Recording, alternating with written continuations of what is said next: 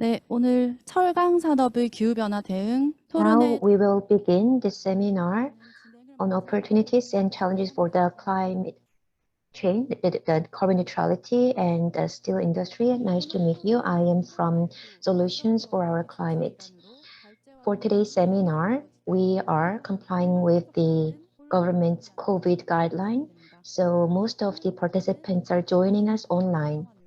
For today's event, we have National Assembly member Kim Sung-Hwan and Solutions for Our Climate hosting today's seminar, and it's sponsored by European Union. We have simultaneous interpretation service provided, so you can choose the language that you want by clicking the globe button in your Zoom screen. These days, Korea and many other countries are declaring the carbon neutrality by 2050, and there are many discussions about how to go carbon neutral in various industries. So today, in today's seminar, we are having the presentation on the GChem model that we have developed together with KAIST and find ways to transform the steel industry.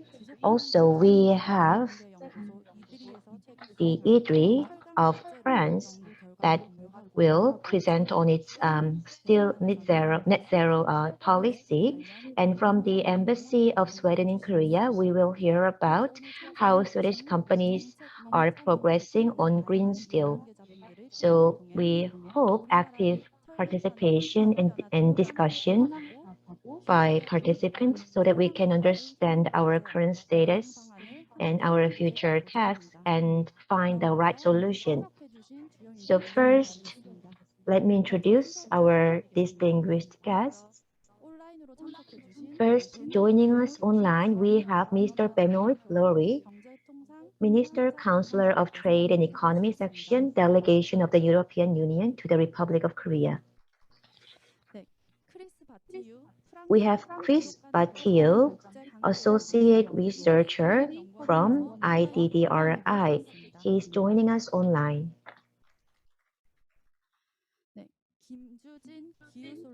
We have Managing Director of Solutions for Climate, Kim Joo-jin. And Professor Ji-young will be here in a few minutes. And we have Anders Hector, Science Innovation Counselor of the Embassy of Sweden in Korea. And now we have Professor of KAIST, Ji-young, here with us. Professor Yoo Seung-jik of Sukmyung Women's University.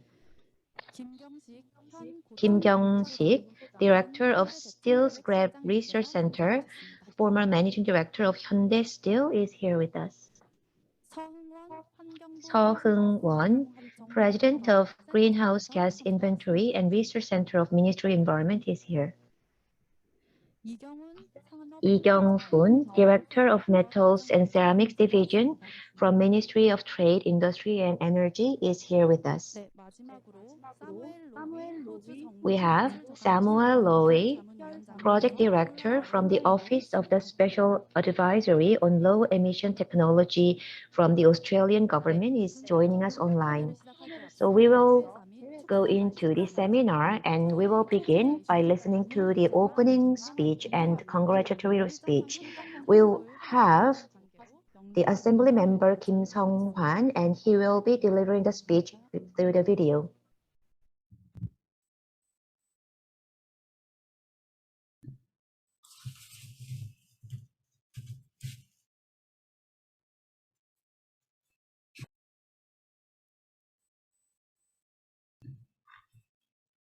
The interpreter apologizes. We're not getting any sound from the video feed.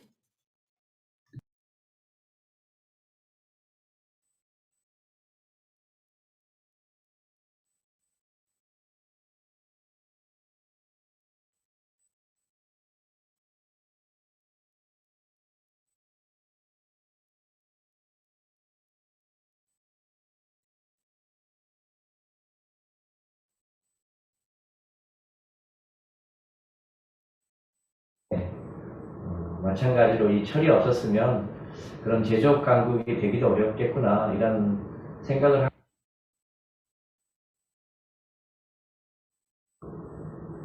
안녕하세요. 민주당 Hello, I am Sung-Hwan Kim, the Executive Chairman of the Democratic Party's Carbon Neutrality Special Committee. I would like to congratulate you on today's discussion forum on the steel industry's response to climate change. I would also like to take this opportunity to thank the Solution for Our Climate for their preparation, the exports for their participation, and the European Union for their support.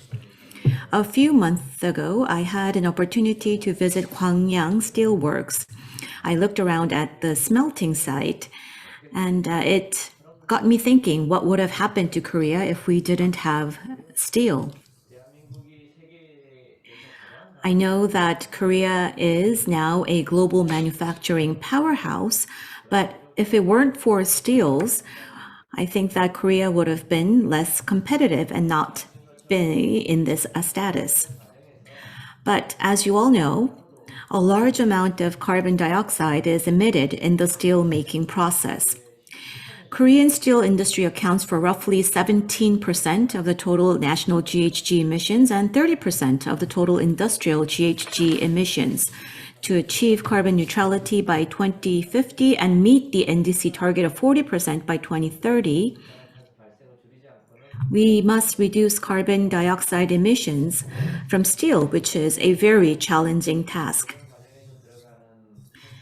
The generally accepted solution for this is to replace coal and cokes that go into the smelting process to hydrogen, in theory, and this is being considered. But if you look into the actual implementation, I believe it's still regarded as something that we need to worry about in the distant future. In Europe, I recently heard that Sweden is going to experiment with this. Korea also needs to think of this as an immediate issue, not a problem for the distant future. Because if a carbon border tax is introduced on top of this, I think it will have a huge impact on the competitiveness of the industries. I hope that today's debate will be of great help in ensuring that Korea's steel industry does not affect the climate and continues to play an important role in the history of human civilization. The National Assembly will also be actively involved in various R&D and speeding up efforts to reduce carbon dioxide emissions from steel. Again, congratulations on today's forum. Thank you. 네. 다음으로 다니엘 Now we will invite Ambassador of Sweden to Korea, Mr. Daniel Woven, delivering his congratulatory remarks. Honorable Sung-Hwan Kim, a member of the National Assembly, Ambassador Maria Castillo Fernandez, and the entire EU delegation, Mr. Chu Jing Kim, Managing Director of SFOC. I'm honored to be here today at this seminar to discuss the opportunities and challenges for the steel industry to become carbon neutral by 2050. Steel is one of the most important materials. It is critical for society and for new infrastructure. And global steel consumption per capita is foreseen to further increase. In itself, steel is 100% recyclable.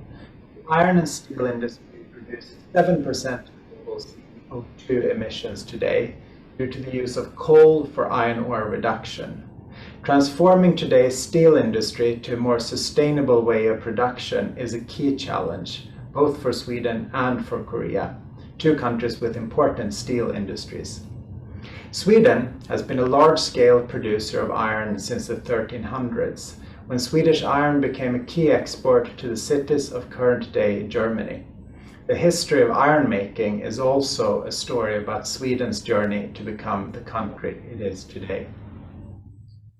Through export bans, trade wars, real wars, foreign competition, technological changes, and the Industrial Revolution, the Swedish steel and iron-making industry has constantly had to adapt and transform to remain relevant. This has been the case all the way to the modern era, and today the industry faces its greatest challenge yet, climate change. In 1967, Sweden was the first country in the world to pass an Environmental Protection Act. Since then, Sweden has managed to grow its economy substantially while reducing carbon emissions and limiting pollution. Sweden wants to become the first fossil-free welfare state in the world. The Swedish companies have joined the government on this journey and have produced concrete plans for reaching carbon neutrality by 2050. The Swedish iron and steel industry is already climate efficient by international standards, but that's not enough. For this reason, the Hybrid initiative was launched by SSAB, LKAB, and Vattenfall, with financial support from the Swedish Energy Agency. The goal is a unified, unique value chain from mine to fossil-free steel. The hybrid technology has the potential to reduce Sweden's total carbon dioxide emissions by at least 10%. This is equivalent to 1/3 of the emissions from the industry and may in the future also help to reduce emissions from iron and steel production globally. While Hybrid is an initiative by some of the big actors in Swedish steelmaking industry, there are also other efforts. In 2020, the company H2 Green Steel launched their plans to build a carbon-free steel factory by 2024 in the northern part of Sweden. To support the green transformation in Korea, together with Korean partners, the Swedish Embassy and 13 Swedish companies this year launched the Sweden-Korea Green Transition Alliance. From the Korean side, the work is also moving fast.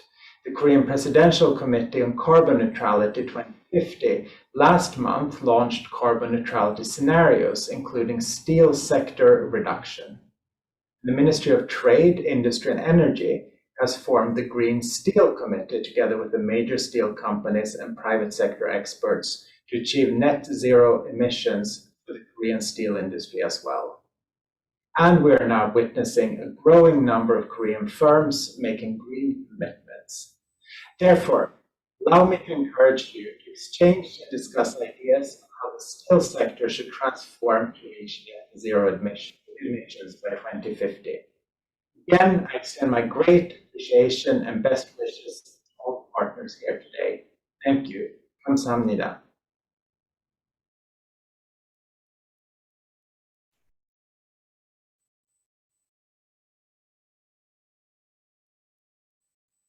네, 끝으로 온라인으로 참석하신 Yes, last but not least, we have Mr. Benoit Talluri, Minister Council of the Trade and Economic Section, for his congratulatory remarks.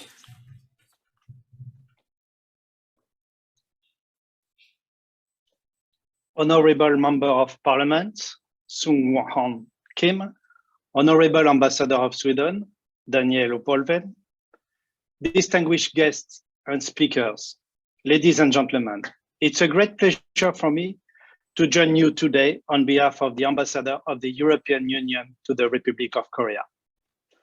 I would like to express my gratitude to members of Parliament, Sung-Hwan Kim, for sponsoring this event, and our SPIPA project colleagues and guest speakers for making this seminar possible. The COP26 was concluded last week by adopting the Glasgow Climate Pact. The COP26 is a step in the right direction as it kept the Paris Agreement target alive. But the work is far from done. The outcome of the COP26 will have an impact on businesses. The new carbon market rules set to drive investments. 1.5 degree Celsius target adds pressure for more net zero plan, and scrutiny of fossil fuels could shake up industries. The private sector also needs to come forward. Reducing the CO2 emissions of the energy-intensive industries in general and the global steel sector in particular, is crucial for meeting the objective of the Paris Agreement and the national climate targets. However, decarbonization of steel industry is a complex and difficult process. The steel industry accounts for about 5% of all the CO2 emissions in Europe and 22% of the industrial carbon emission in Europe. The European steel industry is expected to invest in research and development, rethink its production processes, and deliver substantial emission reductions in order to stay competitive and contribute to climate neutrality by 2050. This is a race against time. 2050 is just one investment cycle away for a sector like steel, which has long-lasting capital assets. Therefore, the next 5 years will be crucial for seeing which part of the world is fastest to develop clean breakthrough technologies and processes to make steel. The context in which this transition is happening is complex. While steel demand is recovering after the crisis generated by the COVID-19 pandemic, global excess capacity is increasing and international trade distortion still affect the sector globally.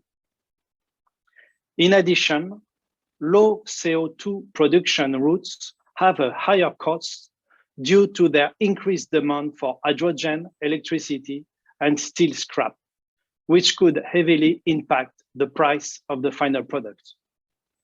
This would require the design of measures supporting market for green steel products.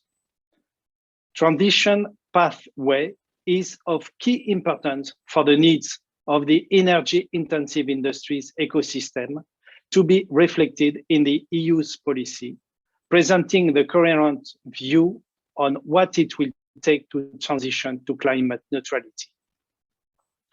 The EU toolbox to support the green, digital, and resilient EU steel industry consists of several funding and budget programs.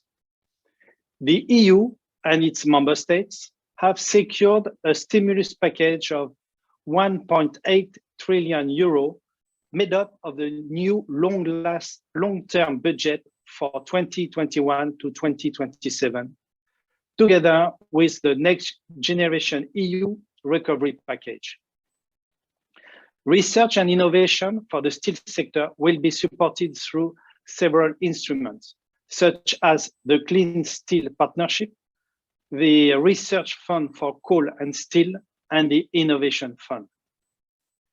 We also learned that Korea is also making its way for decarbonizing its steel industry. The Korean Presidential Commission on the 2050 carbon neutrality announced the carbon neutrality scenario by 2050, including steel sector reduction. And in February, the Green Steel Committee was established to achieve net zero in steel industry. In the process of clean transition, everyone has to take their responsibility. The cost of transition is too high, but the cost of non-transition would be higher. The EU and its member states are ready to support and willing to work with Korean partners for a clean transition. I wish you a constructive discussion today. Thank you.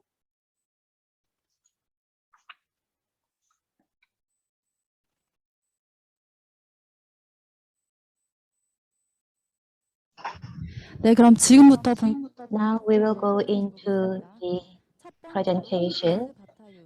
The first presenter is Mr. Chris Battaglio, Associate Researcher of ITDRI, and he will present on the topic of world pathway to carbon neutral steel by 2050.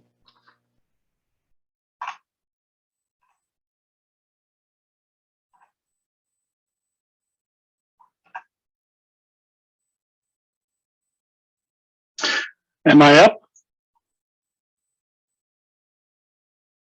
May I continue? Oops. Okay, thank you thank you everyone for your time and attention here today.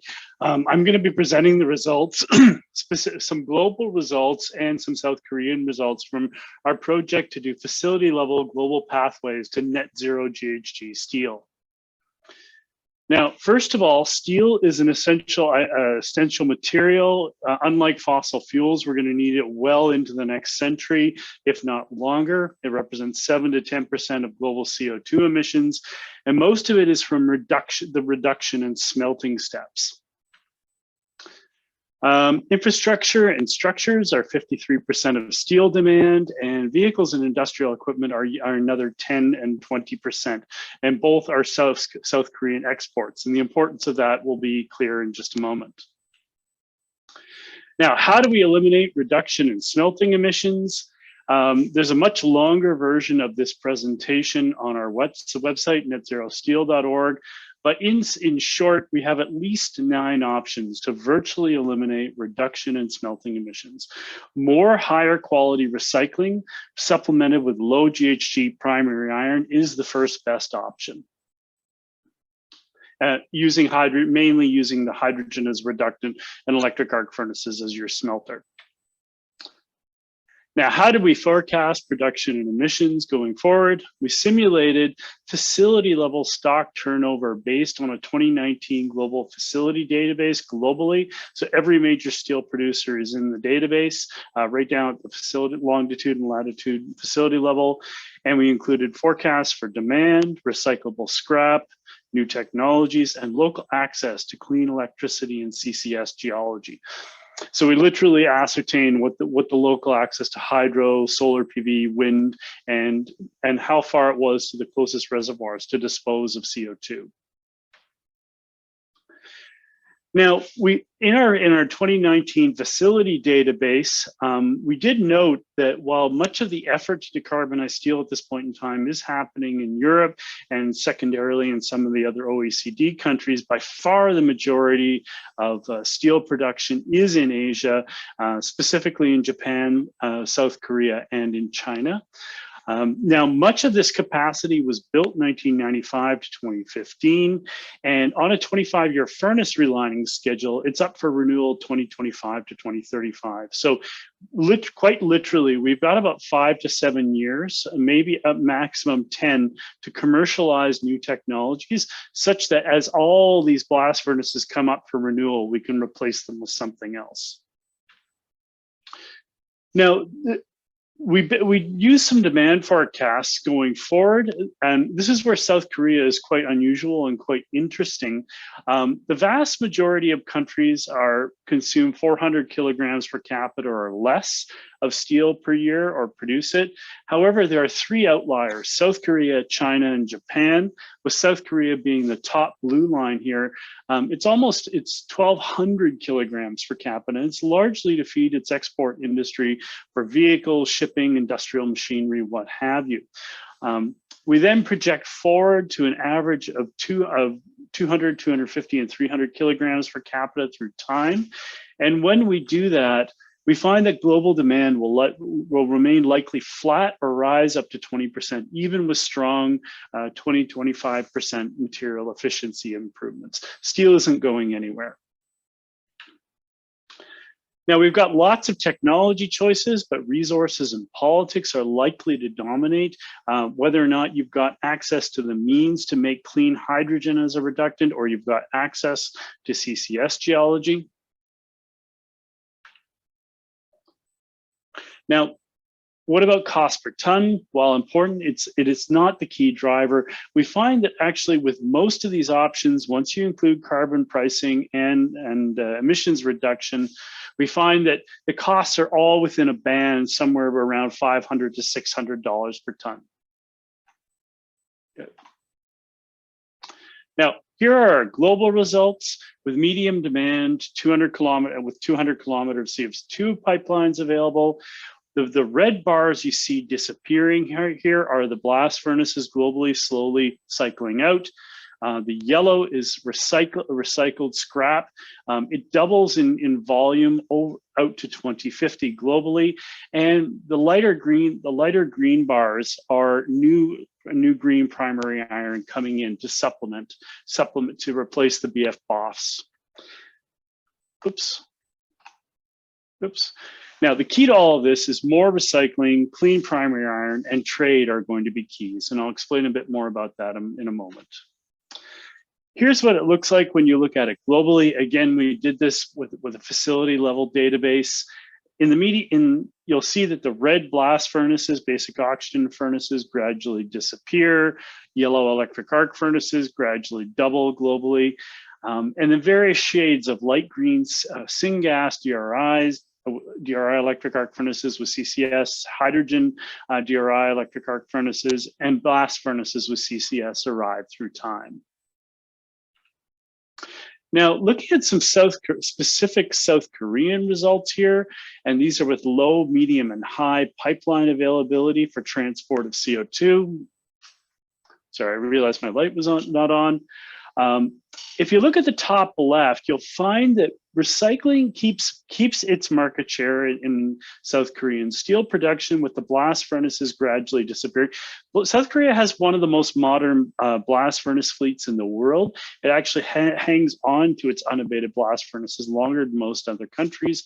And then you'll see the light greens up there, and that is blast furnaces with CCS and hydrogen DRI furnaces replacing it. If only 100 kilometers of transport is available, you see mainly hydrogen DRI. But if up to 300 kilometers of CO transport is available, what you see instead is blast furnaces with CCS, taking all of the market share on the bottom left. Now, an important thing to note here is South Korean production is falling, but long-run export, this is mainly to feed domestic demand in South Korea. Long-run exports would be added on top of this. Now, the key thing here is, while steel facilities often last 50 to 100 years, and they have railways built around them, labor forces, what have you, there are the reduction in smelting subcomponents are often rebuilt on a 15 to 25-year cycle. And if we can catch that cycle, and as of 2025, we're only building new clean reduction in smelting facilities. Net zero CO2 is feasible in the global steel sector. Now, there are some interesting implications here in terms of purchased energy use. While steel production is dominated by coal today at 30 exajoules and 2.5 exajoules each of electricity and gas, what you see over time globally is that the coal almost disappears. It falls to 2 to 6 exajoules, and offsite electricity dramatically increases, which means that a lot more, you need the clean generation, and you need the infrastructure to deliver that electricity. So electricity demand goes up by a factor of 400 to 700%. These are some GHG intensity benchmarks that we calculated for the project. And what you see is global CO2 per ton steel falling, with the primary steel falling from around 2, dramatically falling past 2030, and down to the sort of 0.1 to 0.2 range by 2050. The blue line is an average, including electric arc furnaces and primary steel. And quite literally, this line could move backwards or forwards. Now, a key thing here with the blue line is you'll notice we have CO2 content of 1.6 tons per ton steel produced. And that's because we do not include the GHG content in purchased electricity. And the importance of that will become clear in a moment. Anytime you hear intensity benchmarks for steel, the question you need to ask, is this facility emissions only? Is this based on the coal and gas that is purchased and consumed at a given facility? Or are the fuel cells and purchased electricity GHG included? So the IEA, if electricity is produced at the site, excess electricity is produced and sold, that is taken off the facility's emissions, whereas World Steel does the world steel goes in the other direction, and if the purchased electricity from offsite is added to the facility's emissions when they're calculating their tons their GHG intensity for steel produced. Now, just to spend a moment here, this is global production by large producing region going out forward, again with our medium demand case and 200 kilometers CO2 transport. You'll see, you've seen the top level, in the top left is global production. China's production falls, again, recycling picks up a lot, clean steel clean primary iron picks up. But I'd like to draw your attention to India, Nigeria, and Pakistan. Each of these developing countries dramatically increases its production of steel over the coming years. And this is going to happen over the next 30 years in order to just to meet basic infrastructure demands. They could produce, and also they could produce it themselves or they could import it. The United States is another interesting case in that it is mainly recycled at this point in time, and it's gradually shedding all its blast furnaces, and it's moving to a model where it only produces recycled steel, that high-tech recycled steel that's been supplemented with new primary iron, which can be made in a zero GHG way. Now, as for South Korea here at the bottom right, again, you know, we see recycling growing as a proportion with some clean primary iron production being added in. Now, any increase in exports or exports of vehicles, ships, machinery, what have you, would be added to this production and would show up in the other countries as bright green. So moving to the global picture and the export opportunity, what we found is at least 10% of green primary iron supply will move or be traded. It's not possible at 10% of existing sites to meet the demand that's coming for green primary iron. Where is this likely to be? On the bottom right, you'll see where the iron ore is. So Brazil, South Africa, Australia, Russia. These places all have access to clean electricity supplies, be it wind, solar, what have you. They can make hydrogen there, reduce the iron, and perhaps ship that reduced iron to China, South Korea, what have you, for processing, which speaks to a rebuilding of supply chains. We currently make primary iron and steel near coal and iron ore and move it where it's needed. Korea is a bit of an exception as it brings in all those materials from everywhere and makes it into steel in Korea. With hydrogen DRI, we can make it near iron ore, cheap clean electricity, or cheap methane and CCS, and move the green iron where it's needed. Electric arc furnaces can stay where they are, near markets and supply chains. Blast furnaces can preloaded with up to 30% green iron and co-fired with hydrogen until the end of their kiln lives. Eventually, primary steel could be all be run through DRI and electric arc furnaces, with iron being reduced and traded globally. Eventually, when there's lots of clean electricity and power capacity, modular molten oxide furnaces could take over to supplement recycling, which should eventually dominate. Now, this is my last slide here to hand over to the other presenters. In summary, we can do this, but time is of the essence. Decarbonization of global steel manufacturing by 2050 is technologically feasible using high TRL technologies. That's technology readiness level. But this requires that all new facilities and retrofits are near zero emission by the latest in the early 2030s. If this is delayed, early retirements will become necessary. China and South Korea and Japan all have a key role to play because of the BF-BOF capacity built 1995 through 2015. It's well over half of global capacity, and it will be coming due for retrofit. South Korea is in the interesting position, though. It has one of the most modern fleets in the world, so that retirement will come later. Global innovation and commercialization programs, including private and public green procurement and lead market contracting, will be needed to make sure technologies are ready to replace all steel facilities from the late 2020s onward. The scale of investment is going to be very large, but it has been accomplished in the past.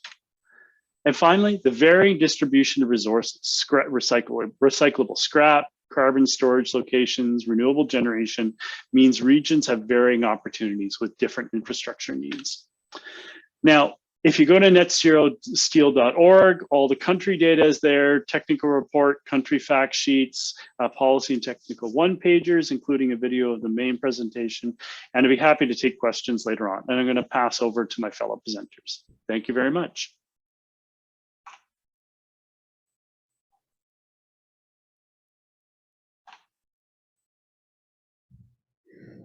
네, 크리스 바타요님께서 Thank you for that presentation. You've mentioned about what kind of trajectory that we should go for to achieve the net zero in the steel industry. Next, I would like to introduce Joo-jin Kim, the Managing Director of SFOC, to talk about the climate change response of Korean steel industry.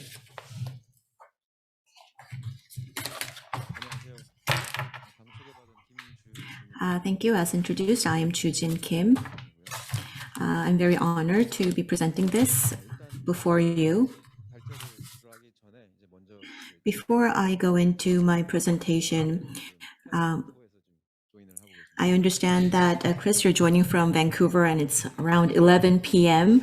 So thank you once again for joining us at a very inconvenient hour. And what you've explained is if you go to netzerosteel.org, you can download and get more information. I've also read that report, and I've kind of wondered why the drastic reduction of the GHG. And I think because we're looking into the per capita gross emissions, so I think that is why, but I believe that we will have a different perspective from Professor Ji-young. So I think after hearing all the speakers, you will get a more of a holistic understanding.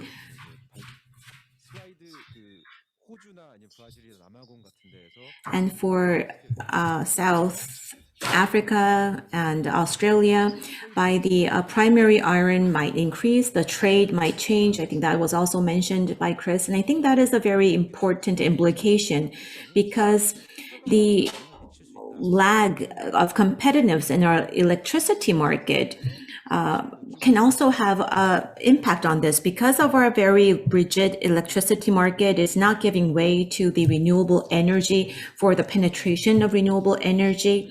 And how it is produced itself is not really keeping up with the global trend. And that, I believe, will cascade and have a spillover effect in the steel industry as well. So I do believe that we really need to change and really innovate our energy market as well. I think that is a prerequisite. So then I'll move on to my presentation. We're also studying a lot about the steel industry, and we wanted to understand the facts and some of the key findings, and we made it into a report, and that is what I will be presenting to you. There is a Korean version and also an English version, and it's uploaded on our website. So for those who would like to see the full report, please make use of it. And as you know, energy sector and steel sector is very important because the steel sector takes up 13% of the total national emissions. If you only look into the industrial side, steel industry takes up 40% of the total GHG emission. If you only look at the manufacturing side, then 51% of GHG is emitted by the steel industry. So you can see here that it has increased by 24% compared to 10 years ago. And if you look at the bar graph that is blue, it shows the emission intensity. And you can see that it kind of peaked in 2019. So why did it peak in 2019? What happened? And these trends are attributable to the fact that the major steel companies acquired off-gas power plants that had been operated by separate corporations. So for example, like POSCO actually purchased the off-gas power plant that was owned by POSCO Energy as well as Hyundai Steel. So because it's kind of like an accounting matter, but that's why it seemed like it kind of all of a sudden skyrocketed in 2019, but it's more of a organizational matter than actual emission increase. And Chris Battaglio also said, like, how are we going to set the benchmark? What does it mean for the primary and secondary steel? And you said that that is very important. And I kind of thought that I didn't really think about it. But if you look at this slide here, it's still relatively high. I mean, it is decreasing steadily but slowly, but it's not as impressive as other nations. And I believe that is because we have more blast converters compared to the electric arc furnaces. And that is why we still have a very high emission intensity. And it's usually in the Asian countries like Korea, Japan, and China. They have more of a BF-BOF rather than EAF. And we produce around 4% of the total crude steel around the world. And Chris also mentioned a lot of technical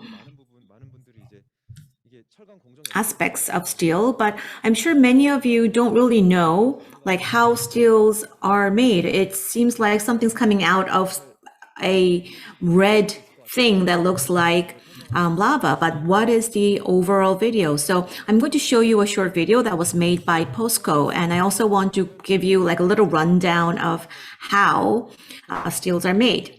So here we have iron ore, or we have a bituminous coal. So whether it's going to sintering or coking, then, and the picture you see below is the actual blast furnace.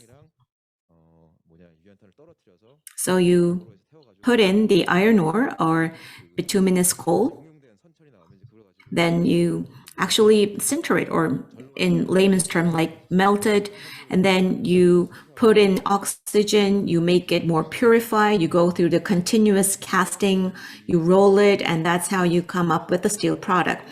And it is known that in the BF, in the blast furnace, that's when all the coals are being burned. That's where you expect the most of the GHG to be emitted. But rather than me going through this, I think it's better to see the video for yourself. So this is from the Gwangyong Steelworks. It's about a 3-minute video. So I would just like to briefly show you so that you will understand how steels are made. 여러분이 계신 이곳은 대한민국 철강 산업의 중심, 광양 제철소입니다. 지금부터 철을 생산하는 과정인 제선, 제강, 압연 공정에 대해서 함께 살펴보실까요? 철을 만드는 첫 번째 공정은 철광석을 녹여 쇳물을 만드는 제선 공정입니다. This is the iron making process, which is the first step of producing steel. We import a lot of iron ore or coal.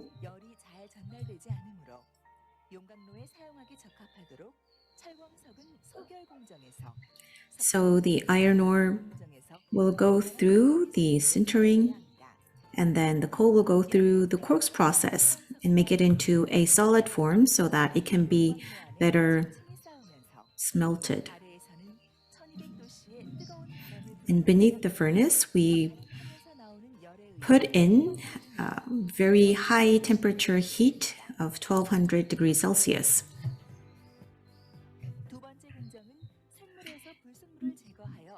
Next is the steel making process, or the purification process. So the molten iron includes a lot of impurities.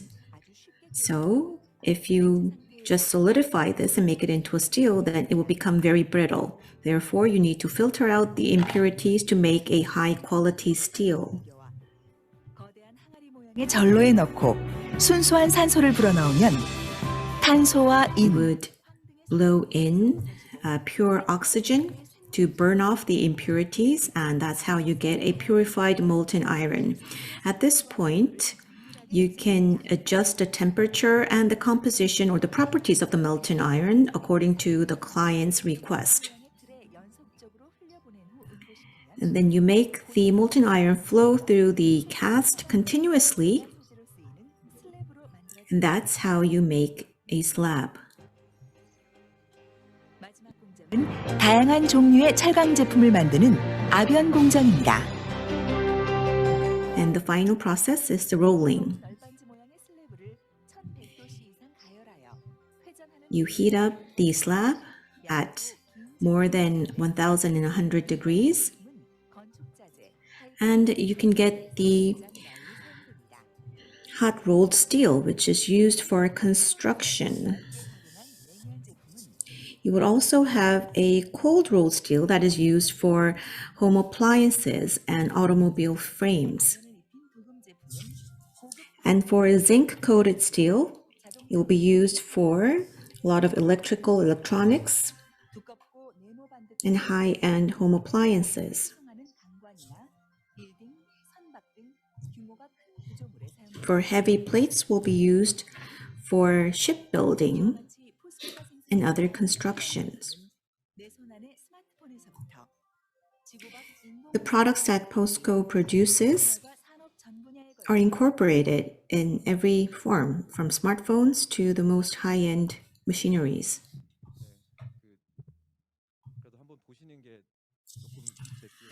I think that this kind of helped to understand and walk you through how steels are made. As you know, POSCO takes up like 2/3 of all GHG emissions coming out from steel, and Hyundai Steel also 25%. So POSCO, to be exact, the share of GHG is 66.8%. Hyundai Steel is 25%. They both have BEF and BOF blast converter, and I believe that that's why there is a very high intensity in terms of the carbon emission. And as the video explained, we import iron ore and bituminous coal. So where does the iron ore or the bituminous coal come from? For iron ore, we get most of them from Australia, and the bituminous coal from which coke is obtained, we also get around half, a little less than half from Australia. So Australia is a very important stakeholder when it comes to Korean steel industry.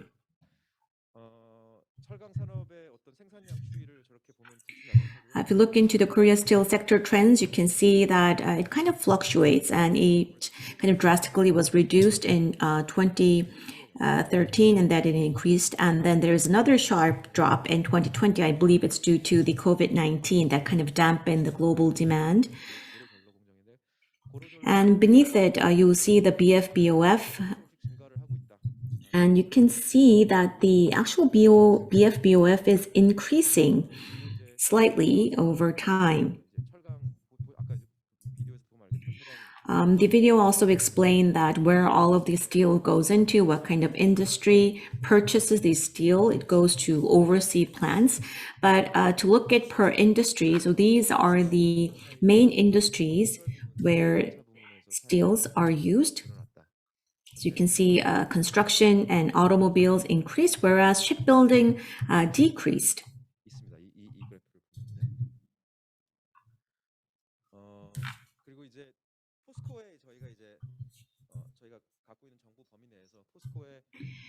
And given the information, within the information that was available to us, we wanted to understand what are the key products of POSCO, what are the big prime products. And it had HR, hot rolled steel, and CR, cold rolled steel, and they also have stainless steel. So for cold rolled steel, it is usually used for automobiles and electronic appliances. It only have 16.1% of the POSCO's total production, but it ranked in 33.2% of its revenue. So it is a very high value product. Also, same goes for stainless steel. It only takes up 8.4% of total production, but it accounts for 20.4% in terms of revenue share.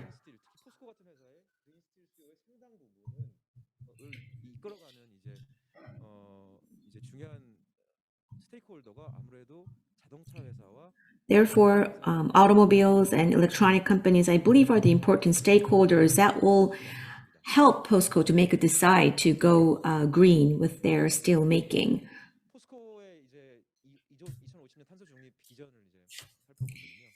And to briefly look into the 2050 POSCO's carbon neutrality vision that aims to achieve carbon neutrality by 2050, and they will have a direct reduction by 20%, and the others will be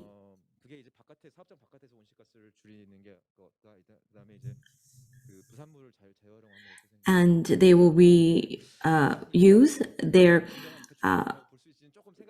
by-produced gas. So we're not sure if this is actually meaningful. So 2040, they will be using natural gas and hydrogen. And by 2050, they will be reaching the net zero emission.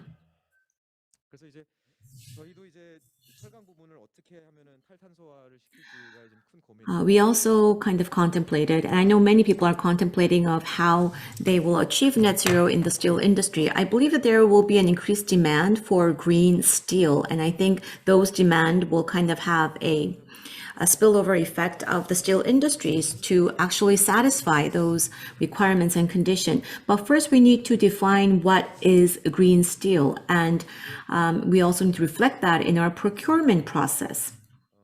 And then the steel industry will need to be a little bit agile in responding to those requirements. And I understand that many state governments in the United States have already applied the environmental criteria to steel products.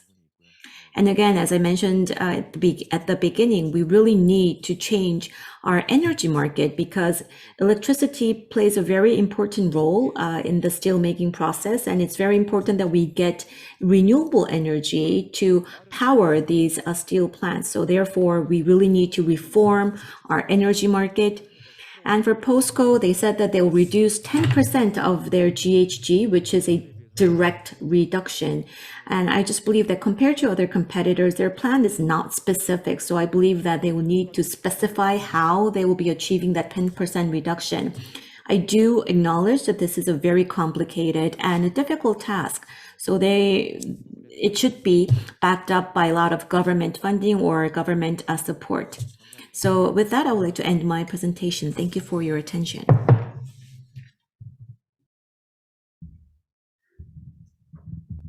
네, 감사합니다. 김주진 대표님께서 한국 Thank you for your presentation, Managing Director Joo-jin Kim.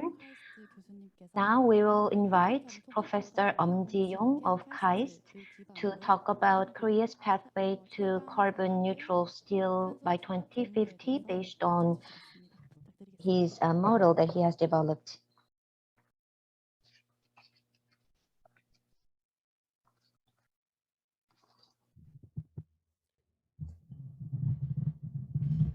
예, 안녕하세요. 들리십니까? To meet you, can you hear me? I am from the KAIST Graduate School of Green Growth, and today I will be talking about our plans to decarbonize the steel sector to achieve the 2050 national carbon neutrality. For this project, we have created this project to find ways to achieve the 2050 carbon neutrality target of Korea and to find what the steel sector has to do to achieve that target. And for that, we looked into various elements and carbon emission pathways for the steel sector. And to make that analysis, we have created a GChem KAIST 2.0 model, and that was made by KAIST. So to briefly introduce GChem, well, this is the basis that we have used to create the scenario. This is very flexible model covering all the countries around the world. For this model, actually, all the IPCC reports are referring to this model, and in policy tasks or research tasks of various countries, this is also being used. So it shows our energy status, our energy policy, our technologies in the energy sector. So we have incorporated those factors into this GChem KAIST 2.0 to have an integrated view on this steel sector. So there are three different scenarios that we have identified. First one is the current policy scenario that is reflecting our current policies. So it assumes that our current steel technologies are maintained, and the electricity supply and demand estimates and basic plan for energy of the Korean government are incorporated as well.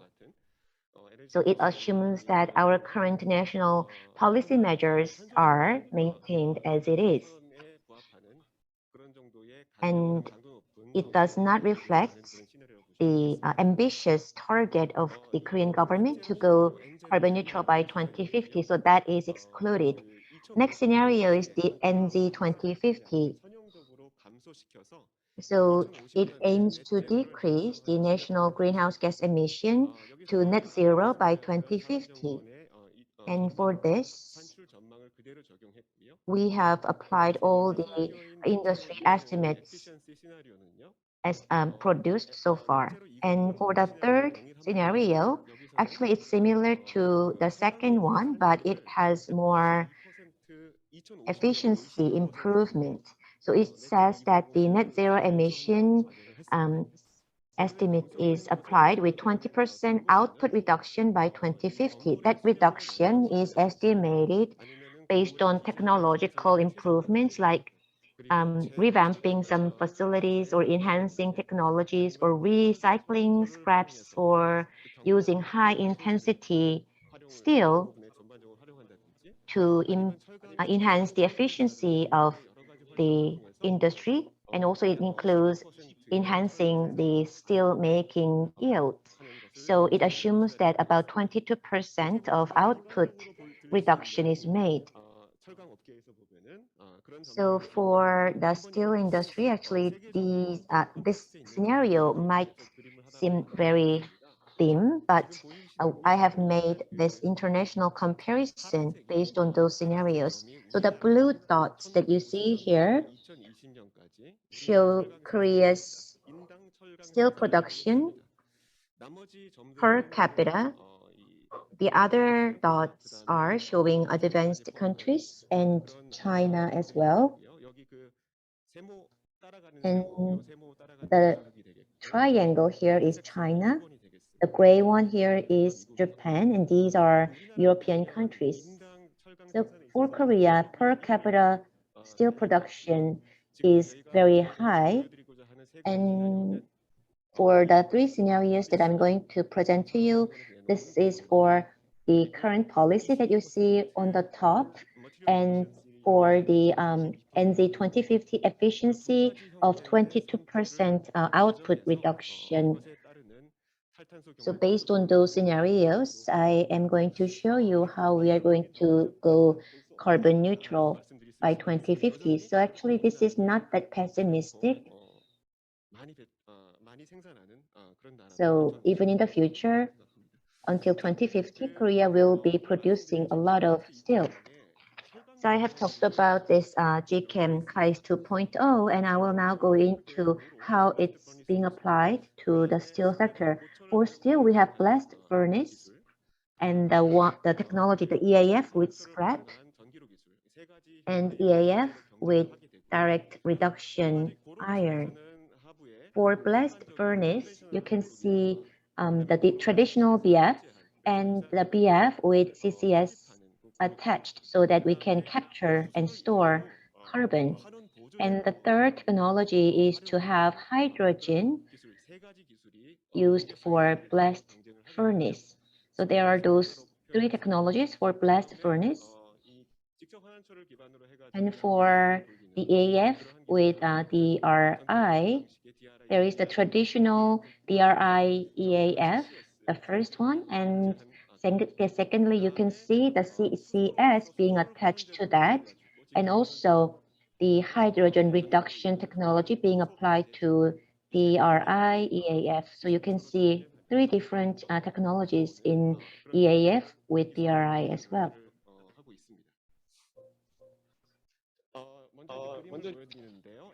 So if you look at this graph, this is investment cost per production of 1 ton of steel.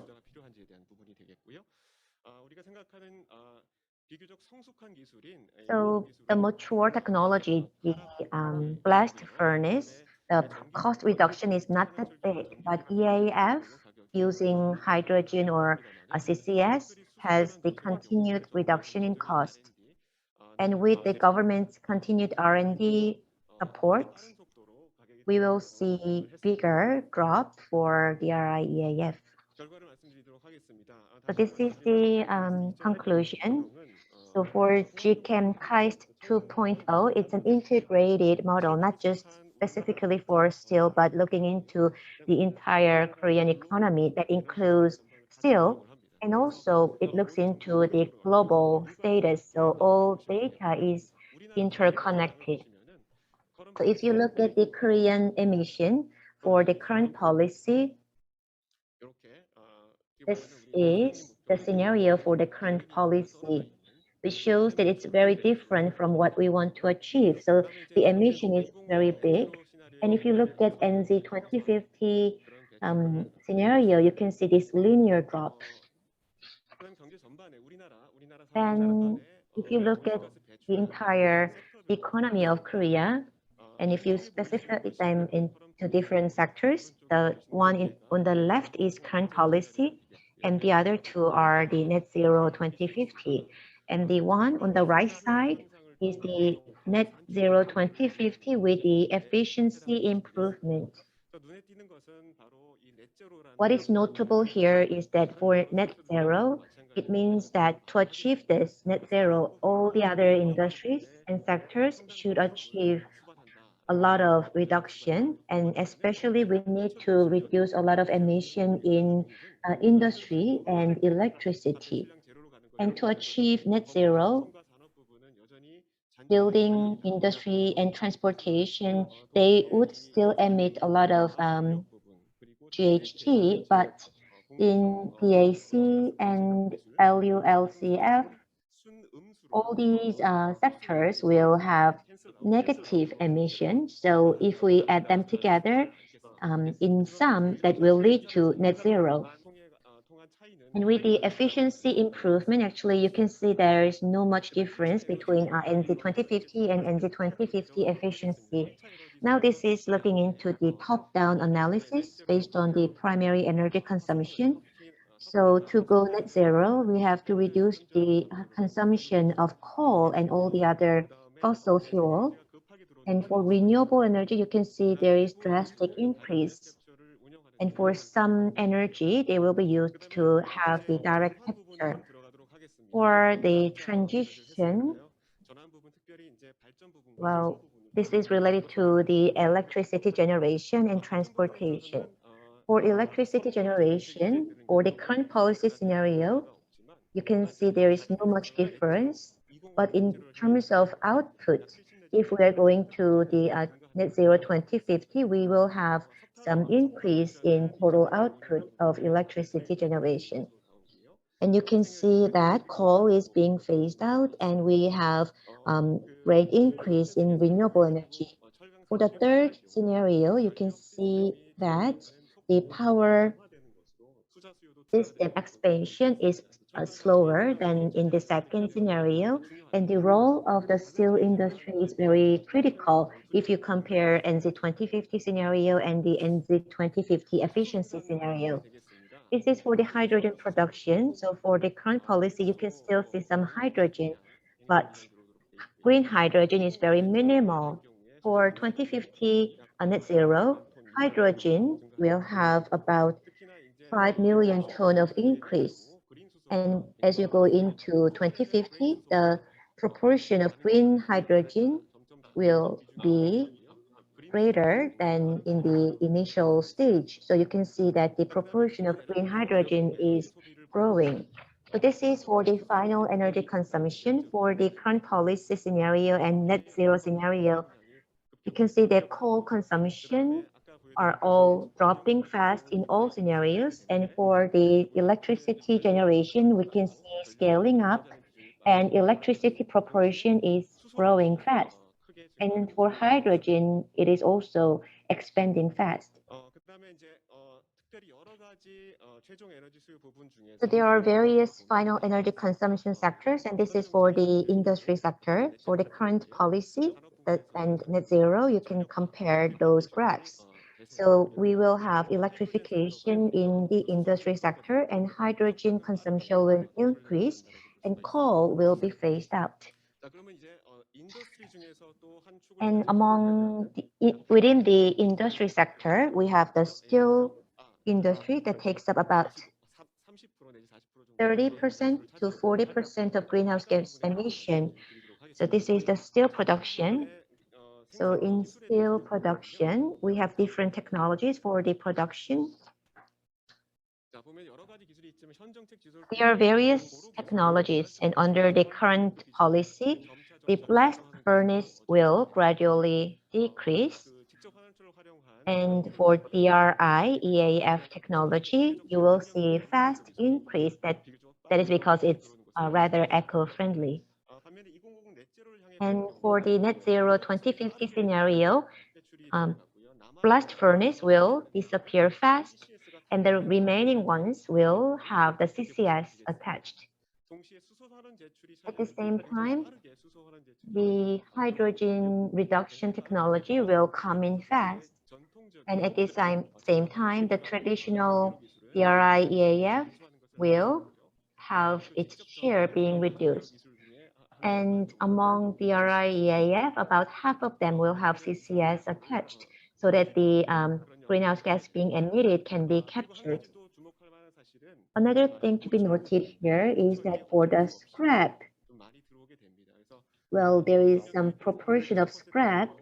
So about 80% for this reference here, we will have some increase in the EAF scrap production.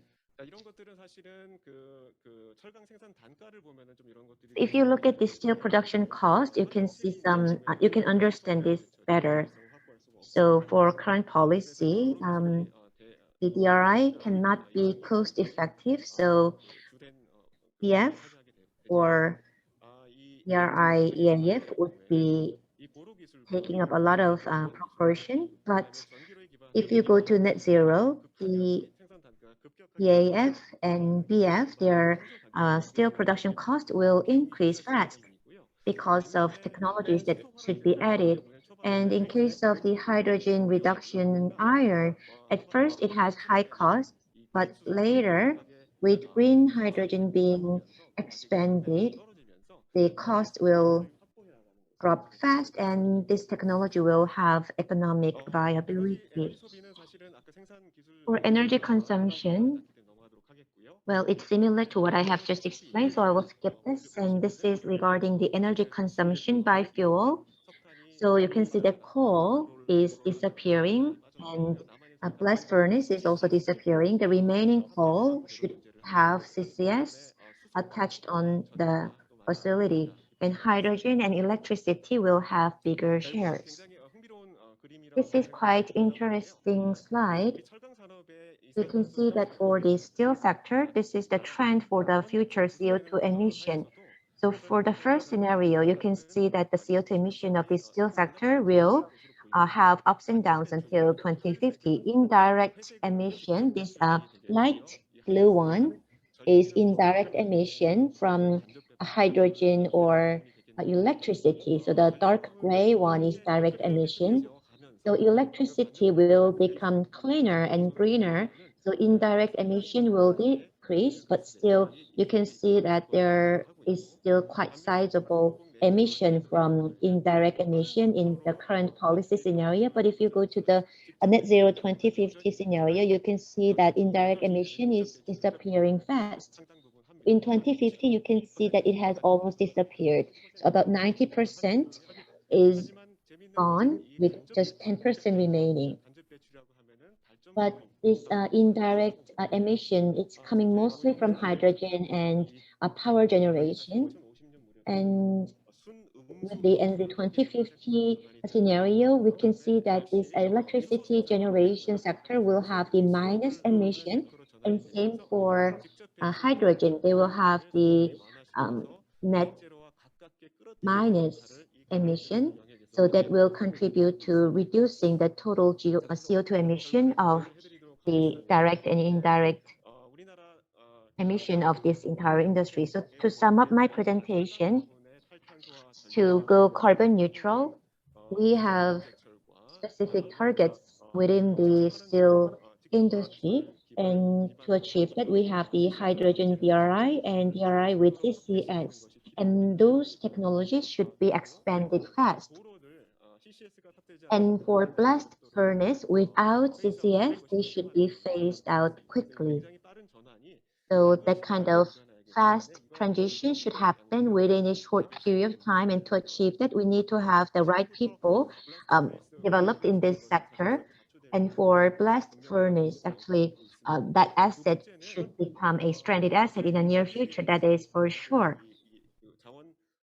And regarding enhancing the efficiency enhancement of the consumption, well, as I have shown you in the slide, actually that does not contribute a lot to the steel industry CO2 emission, but that can contribute to hydrogen and power generation related CO2 emission. So I think that for the power and hydrogen sector of Korea, when we plan for future investments, we have to consider the prospects for the steel industry and incorporate them together. And the third point is the carbon neutrality policy of Korea. It does not necessarily reflect the net zero of the steel sector, because there will be some remaining coal and gas being used in the steel industry, so it cannot be 100% net zero. However, related industries like hydrogen and power generation, if they can go near zero, or if they have the minus emission, that can contribute to achieving net zero for the entire steel industry. So having consistent price signal for the whole industry can help achieve this net zero by 2050. So that kind of price signal being sent across the economy should be made. For this study, we had the contribution by Han-Ju Lee of KAIST and Mek-Jung-Haewon of Maryland University, and also Chung Da-won and Ryu Kwang-nam and Kim Han-wong of KAIST, and also we had Chujin Kim and Kwon Kyung-rak of SFOC. Thank you. 그 뒤에서 세 번째 슬라이드 좀 볼 수 있을까요? Can I go to the slide, the third slide from the back? Just one slide up. This is the one with the cost by technology. So here, by 2040 or 2045, coal-based steel production, the slide on the right, and the yellow line that is using hydrogen, they are interconnecting. They will be meeting at 1,000. So it's like grid parity. So currently, the coal-based production, it is being generated at about $200. And I do not know what are your assumptions, but actually it can see that by 2045, the price of steel will go up by about 5%, 5 times or 4 times. Well, I cannot say that this is purely accurate, but based on our estimates, then by 2050, the carbon cost will be about $500 per ton.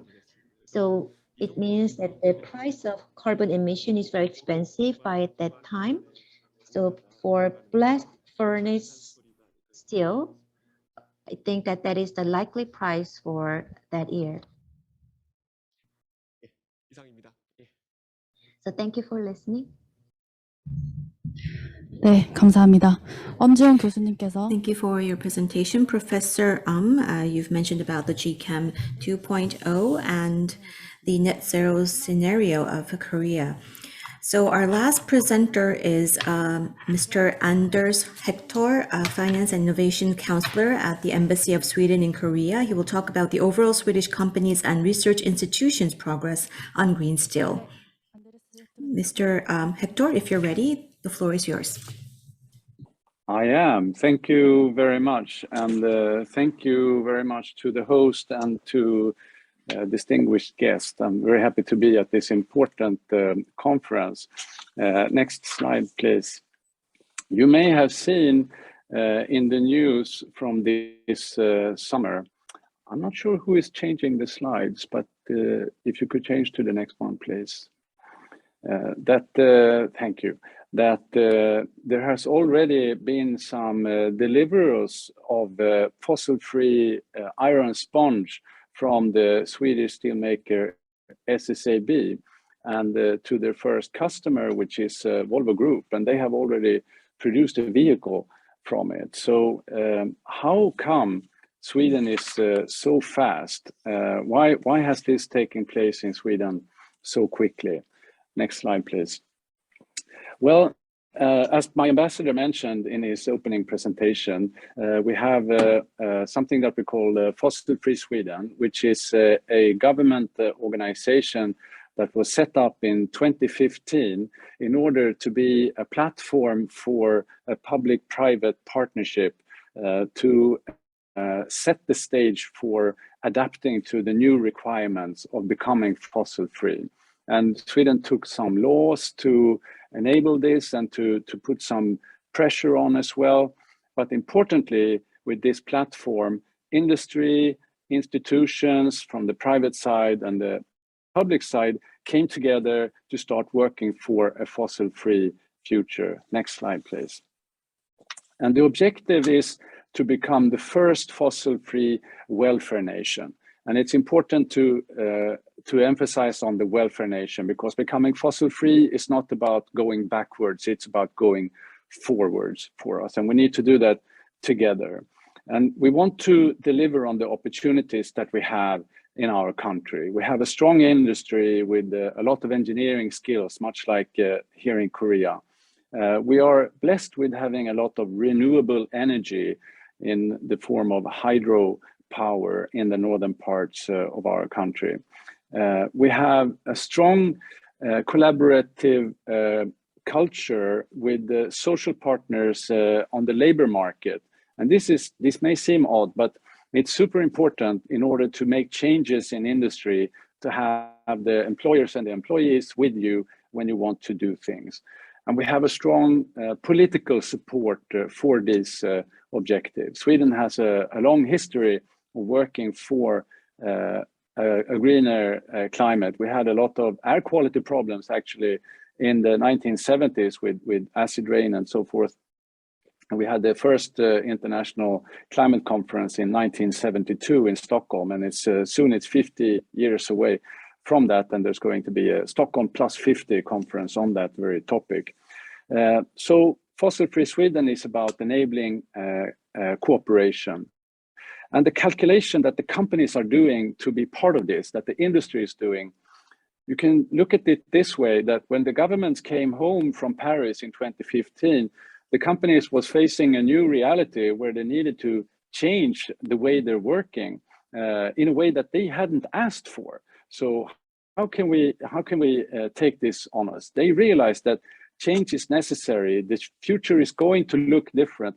And in order to be competitive, we need to change. And if we can change first before other companies in the countries that we're competing with, then we will have a competitive edge. So the companies actually took this to heart to a very large extent, not all of them, of course, but many central companies did, and they acted on change. Next slide, please.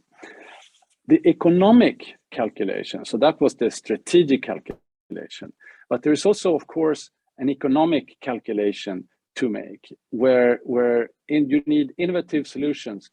Could I have the next slide, please? You need new innovation to move forward. I would like to have a new slide. Maybe it's not updating here, but you actually have the new slide. We should see a slide with the title, Living in a Fossil-Free World.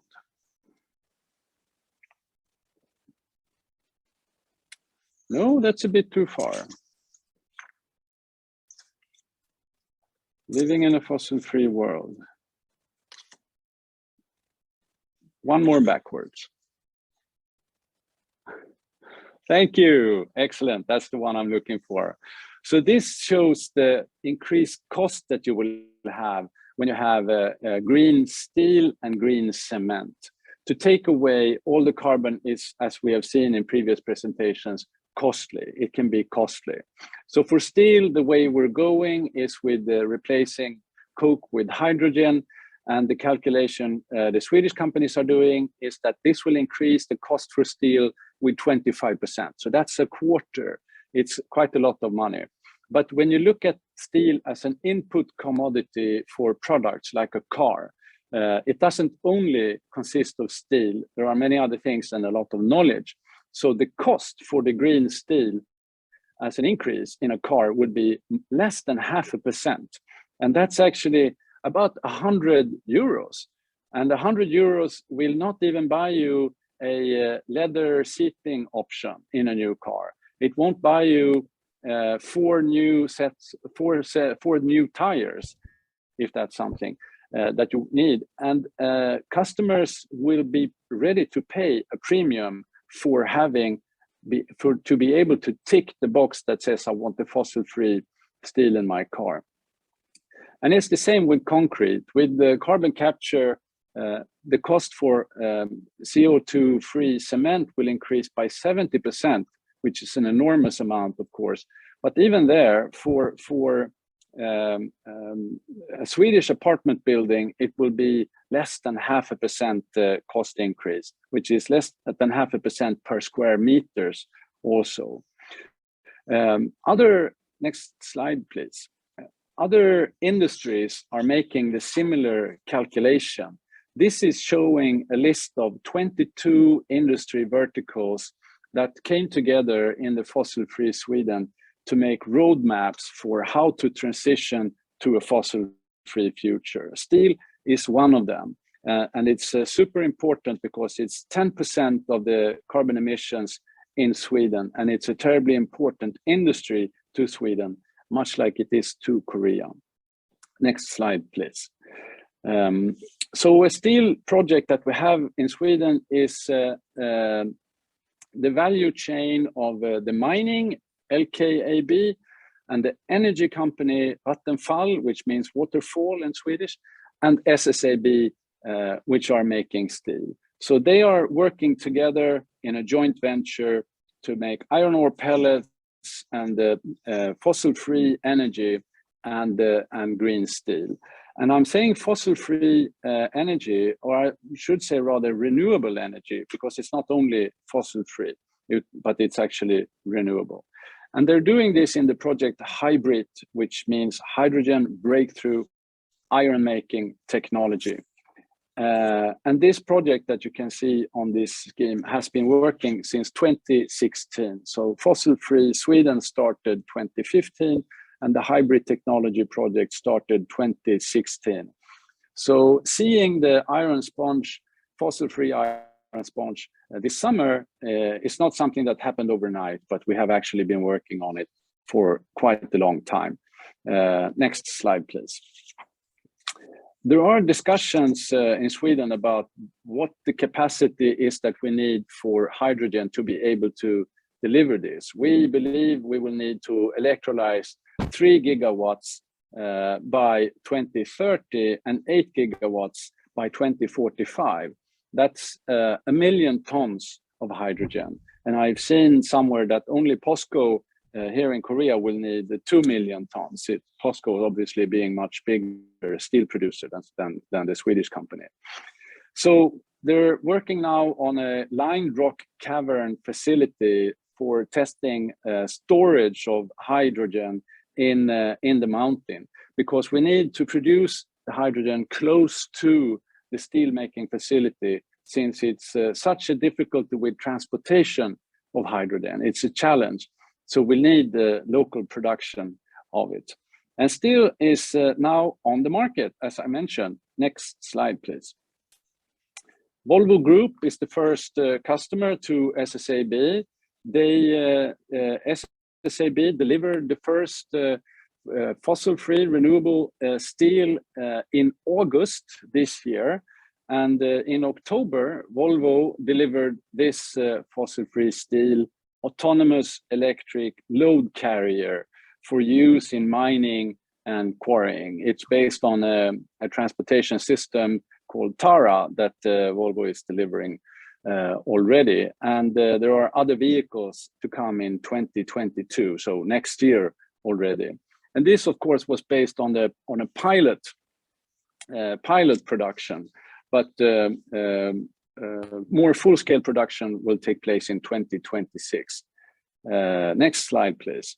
So another interesting project taking place in Sweden right now is by Ovako. Ovako Steel and Linde Gas are testing to use hydrogen in a so-called pit oven or pit furnace to preheat steel before putting it into rolling.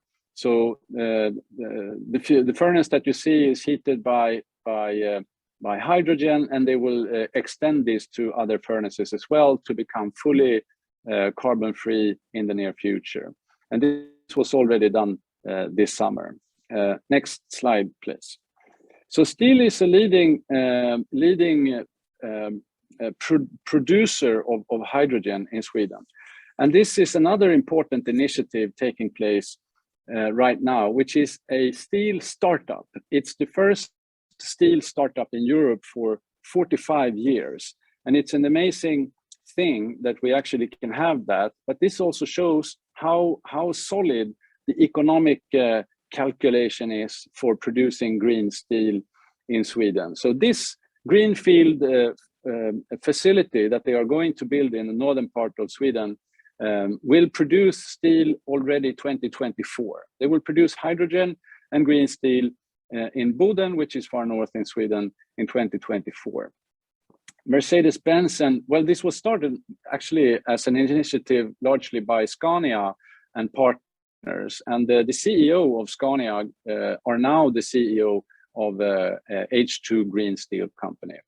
And by 2030, they expect to produce 5 million tons annually, and that will double the steel production in Sweden. And this is, of course, for us, a fantastic development. The timeline may seem optimistic, but there is a strong feeling that this really needs to happen quickly to seize the opportunities that we have. Next slide, please, which is also the last slide. We should talk a little bit about enablers. We have already heard quite a lot about them, but what is needed to make this happen? This is not the future. This is happening right now. We're not talking about building wind facilities that produce the energy that we need, because we already have the energy. So this is actually happening. So permit procedures is something very important to have in place that are quick and effective to extend the electricity to where you need it and have be able to set up factories and facilities. Financial support is also important. And I think it should be remembered that what's going on here is a radical innovation. with a very strong public interest. So it's not strange at all for governments to step in and help funding this type of development that still need to take place. And there is a lot of different parts in the value chain that needs more innovation. And I think Korea is poised to be a very strong innovator in this value chain, from hydrogen production and transportation, logistics and use, and steel making as well. Emissions trading system is very important to have in place in order to have the greenest production methods of steel from rock to the finished products be able to compete on the market. Building competence to have people in the factories available is super important, and developing markets. And we heard some talk before about the increased use of scrap metal, and obviously that will change the cost structure for scrap metal. So making the simulations and analysis must be super difficult to assess the cost development for scrap metal. Another thing that is also changing, and this will be the last thing that I say, is the transportation structure. We have seen the last year what's happening to sea transportation when it comes to cost and delays, and that is very much changing the structure of the global value chains. And we also see an opening on the Northeast Sea Passage, which opens new opportunities for sea transport between Northeast Asia and Europe, as an example. All right, that's the things I wanted to say. You can show the last slide just to say thank you very much for listening.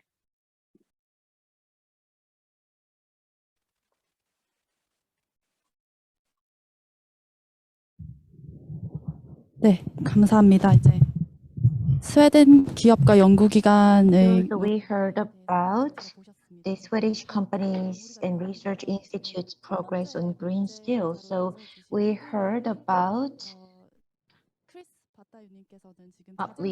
from all the presenters, and Mr. Chris Battaglio is joining us at midnight. So if you have any questions to him, then please ask them now so that he can go to bed after that. So thank you, Mr. Chris Battaglio, for joining us at this late hour. So now we will go into the discussion. So Professor Sung-Jik Yu will moderate the discussion session. Nice to meet you. I am Sung-Jik Yu, Professor of Climate, Environment and Energy Studies at Sukmyeong Women's University. I'm so honored to be here with you in this meaningful seminar. So the human history actually couldn't have evolved with coal and steel. So steel has such a significance in the human history. But now we are faced with the climate change, the biggest challenge of the humanity. And to resolve this crisis, we have to find a solution in the steel industry to reduce the greenhouse gas emission. And in that regard, the 4 presentations that we heard, well, they all coincided in the aspect that it is technically possible, but the timing is the key. So we were supposed to have the discussion until 5:20 and until 6, so that we can have a discussion and also take questions. But actually we are having a little bit of delay. So we have 4 panelists here, but if you can understand the time constraint, I want to just allocate 5 minutes to each of the panelists and have the Q&A. So we can start with Mr. Kim Kyung-sik from Steel Scrap Research Center, then go to Mr. Sung-Hwan, the President of Greenhouse Gas Inventory and Research Center of the Ministry of Environment, then go to Mr. Lee Kyung-hoon from the Ministry of Trade, Industry and Energy, then go to Mr. Samuel Lowe from Australia. So let's start from Mr. Kim Kyung-sik of the Steel Scrap Research Center. Nice to meet you. I am Kyung-sik Kim. I'm the director of Steel Scrap Research Center, and some people think are asking what is the Steel Scrap Research Center. In 2003, well, I read the book written by a famous ecology-related scholar, and in the book it talks about what we need to do to the eco-friendly economy. And since then, I started to look into the steel scrap and did research on steel scrap. Today, we are talking about the steel industry and how to achieve carbon neutrality by 2050. And actually, I think that it's not just about the steel industry, but the key is the power industry. So in the past, we were talking about this issue from like various perspectives, but I think that now we cannot achieve carbon neutrality with our current mindset, but have more aggressive view on the global transition. So iron ore plants and the production cost, those are all very important. And there is the global standard price. And there was some support from the government, like tax benefits and labor policies of the government that were created to support the steel industry. Well, I think now the framework has changed. To go carbon neutral, coal should be phased out and we need to have hydrogen.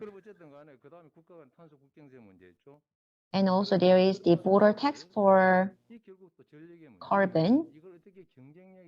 And I think the key is how we can produce the clean electricity. And there would be a lot of differences among different countries, and we need to change our mindset. And the key is who will have the competitiveness first. So there are so many things to be done by the government.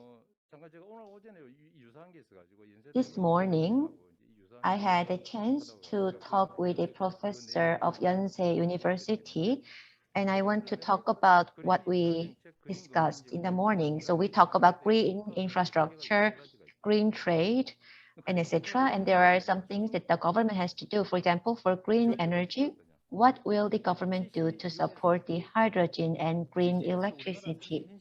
CCS, actually, that is quite tough for Korea to achieve CCS and to have CCS geology.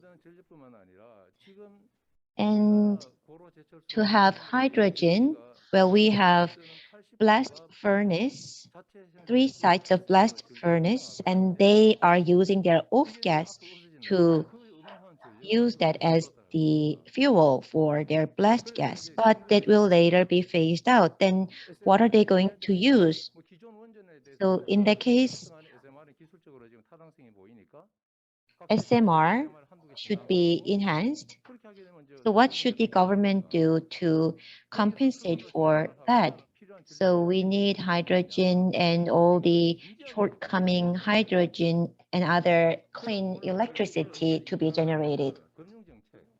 So what will be the infrastructure created by the government? 정책에서 기존의 우리 금융기관들의 판단 능력과 분석 능력으로 이거를 There are 대주겠. various financial incentives and policies created by the government, and we need the second green energy finance and green energy incentives. The current ones are not sufficient. The POE per 1 ton of steel, actually the price of Korea is the highest. In case of Korea, it is 0.2296. we have this kind of favorable carbon data, and how to utilize that properly is the key. In the long term, the hydrogen-based steel production is the key. And also what we should do is to increase the use of scrap. There is no middle ground. And POSCO, to have the proper clean technology applied, it took a lot of time. And it's still not competitive compared to blast furnace.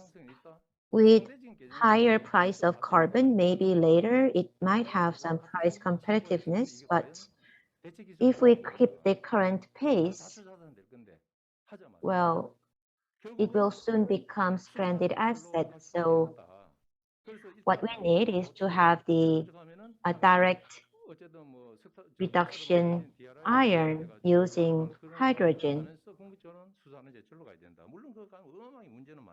Of course, that will not be easy, but if that's the right path, then we need to go to that path, and also should be very quick. And also the key is the power generation, as I already mentioned. And also this is related to the national competitiveness. Well, you can read about this in some magazines of Australia. They are talking about using hydrogen and other eco-friendly energy generation to create slab. And if you compare that to what we should do, like importing hydrogen from other countries to Korea and using ammonia to extract hydrogen and then using that for steel production and creating slab from that, do you think we can have competitiveness? I don't think so. So we need some other technology, mostly the power generation technology that can compete with that kind of slab manufacturing technology of Australia. So those are very important aspects that we need to think about and resolve. And to have carbon neutrality in the steel, I think that government support is very critical. Thank you. Next, I would like to move on to Mr. Sung-Hwan Seo, President from the Greenhouse Gas Inventory Research Center.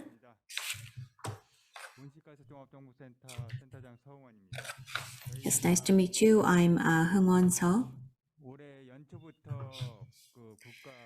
From early this year, we've drafted a 2050 carbon neutrality scenario. We also had a technical advisory committee based on the foundings.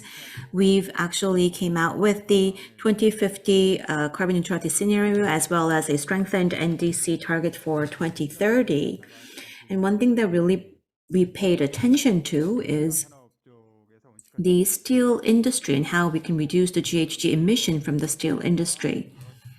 I've heard various presentations today, and I think the only way to go is the hydrogen-based DRI. And as Mr. Kim just mentioned, to make that transition, electricity plays a very important role, and we need to look into definitely the energy market in Korea. As many said, it is a very bumpy road and a challenging road, but it is a road that we must go down to. And given that, I understand that many businesses are exerting their utmost effort, and the Korean government is also trying to accelerate this process while also trying to maintain our competitiveness.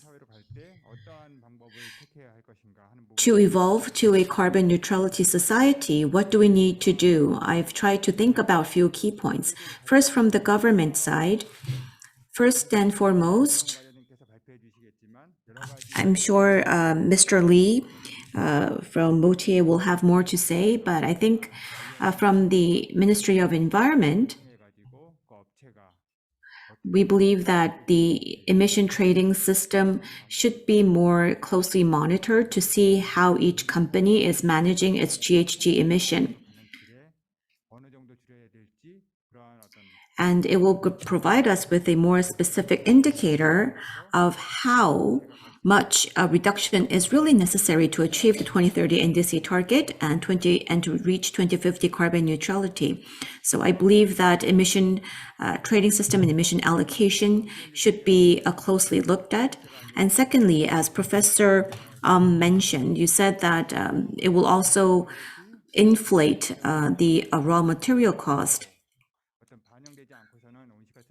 So if that is not properly mitigated, I think whether it is carbon border tax or carbon tax itself, I think there needs to be some kind of an economic punitive measure that not being carbon neutral will cost you more money and it does not make economic sense, and that it will be more costly for you to not choose this kind of a transition. So I think we need to work together with the global society to achieve this. Again, as I said, carbon border tax can be a one way, whether a company A or country A or country B is affected, and it will have kind of ripple effect on other countries. And that's, I think, how all of us can be on the same page.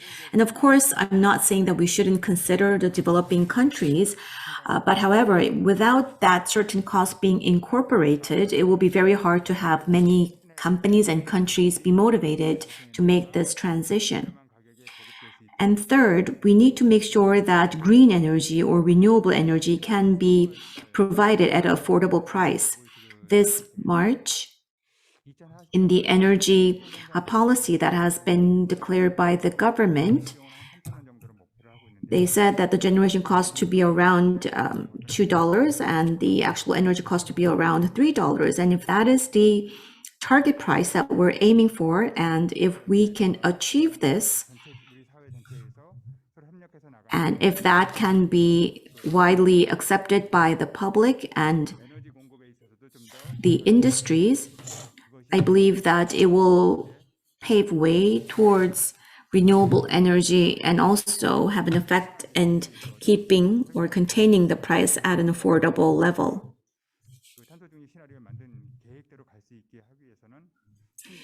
In order for us to abide to the carbon neutrality scenario, there needs to be support from all sectors, as well as we need everybody to take on their own responsibility. Additionally, we talked about carbon neutrality, but we also need to think about the GHG emission from the consumption side. Many people say that just consuming meat itself actually emits a lot of carbon. So if you look into steel, not steel making itself, but like automobiles and others might have more to do with the actual GHG emission. So we believe that we need to look into the consumer's goods, and that might be an area where we need to look into to really reduce the GHG emission. And maybe we can do so by giving certain advantage.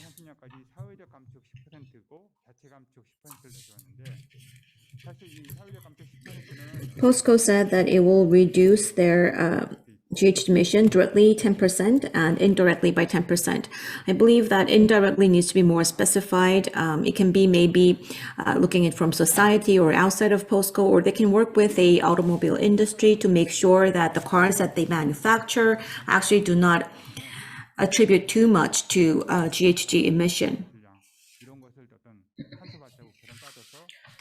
And we can maybe do provide a support like how we track our carbon footprint.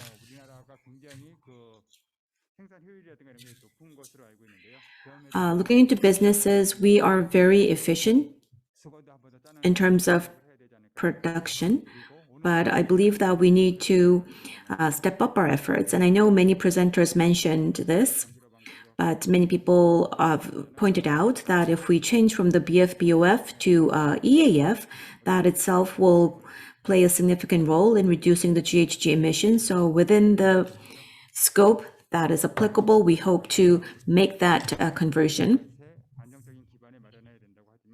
And then company needs to find ways to use clean energy as much as possible. And I know that the government support needs to accompany this. For POSCO and other steel making companies, they might link the social reduction with ESG. And I think that can be one way of contributing to reducing the GHG emission, if not significantly.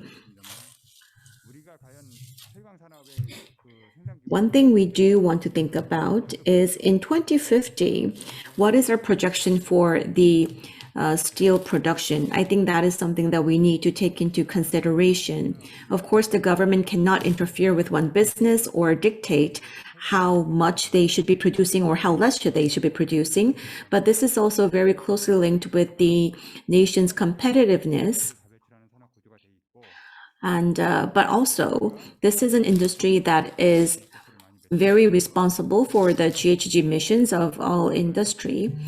So given these two factors, even though we use the hydrogen DRY, we might still be facing challenges.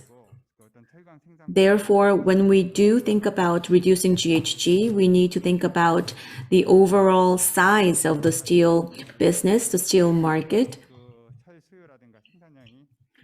because the steel consumption per capita is said to be 1,200 kilograms, which is quite high. So will this still be the structure going further? If so, is it even realistically possible to drastically reduce GHG emission? Do we need to first look into the consumption pattern and see how we can reduce the consumption level first? And will that only allow us to reduce GHG emission for the steel industry? So I think that's something fundamental that we need to think about. I do have a question to Professor You said that the carbon tax will be about $500, carbon cost will be about $500. So I kind of wanted to ask, like, what kind of consideration did you go into, and how did you infer that kind of carbon cost? And second, POSCO, they said that they will be investing and providing the framework of technology by 2040, and they are planning to commercialize that technology by 2050 based on your presentation. But I think the graph that you showed a earlier implementation, so I would like to understand the context or the background of that graph. And thirdly, hydrogen. In my view, I believe that hydrogen is like zero, but in your presentation, you said that it is applied with the net minus emission. So I wonder how that calculation is made. Thank you. 감사합니다. 아마 좀 질문 Thank you for your comment and questions. And regarding your questions, I think that Professor should have the time to answer them after the seminar. Now we will invite Mr. Lee Kyung-hoon from the Ministry of Trade, Industry and Energy. Nice to meet you. So we had 4 presenters, including Chris Battaglio and Jujin Kim and Ji-Young and Anders Hector. Thank you for your presentations. When we talk about carbon emission, first thing to think about is whether we need to keep using steel or not. So in terms of the metal, steel is lighter than many other metal, and it is easier to fabricate it, and we can find it on the earth crust. And compared to other substitutes, its CO2 emission is much smaller than those substitutes. So in that regard, for automobiles and shipbuilding and construction, if we don't have steel, then we would not be able to maintain our modern life. So in going to carbon neutrality, we would still need to use the steel. That is the first answer. And second, if we continue to manufacture steel, can we find some way to reduce the greenhouse gas emission? Well, iron ore, it is combined with oxygen, and in the past to segregate it, we used the coal, but if we use hydrogen, that can be eliminated. However, that process of creating steel by using that kind of bituminous coal, if we are to apply that technology, then we will need a lot of studies. And for this to be commercialized and to have bulk production, then we need a lot of experiments and upscaling to expand it to the commercial market. So what we are currently thinking is in maybe mid-2030s or mid-2040s, maybe we might have some direct reduction iron manufacturing that can be mass produced. But before that, we can have CCS for replacing iron ore and using steel scrap instead to reduce the CO2 emission. So those are some other methods that we are thinking about.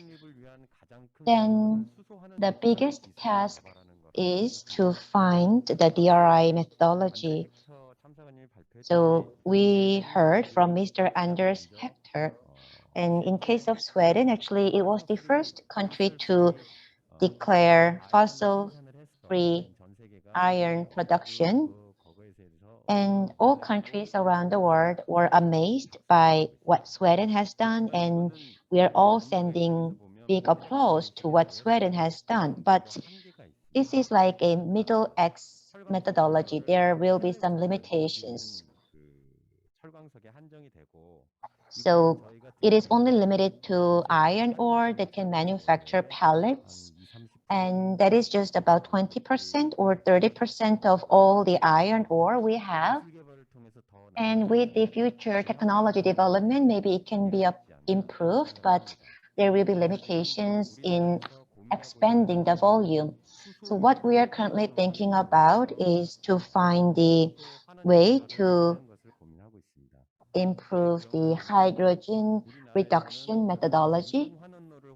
Because if we use the current flow method, well, actually this was already commercialized by POSCO in the past.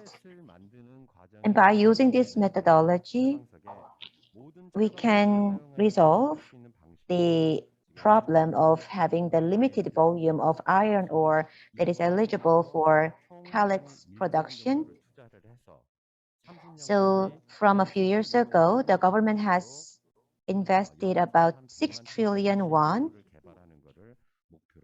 to get the result by 2030 to produce that kind of eco-friendly steel of 1 million tons per year. And if this project succeeds, then 12 blast furnaces that we have that is being operated in very environmentally harmful way, we can find some breakthrough. And in this regard, there are two things that we need to think about. First, as Professor mentioned, of course, there can be different assumptions. And the current steel price is roughly put about 1 million won per 1 ton of steel. And by 2045 and 2050, if we have DRI, the price will go up by 5 times. So in that way, the price will be about 5 million won per ton.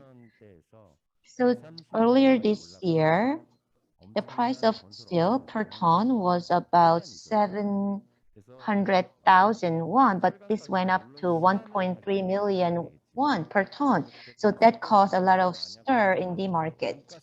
And if the unit price, the cost of steel goes up by like 5 times, then shipbuilding, automobile, construction, electronics, and home appliances, they will all suffer a lot due to the increase in the raw material.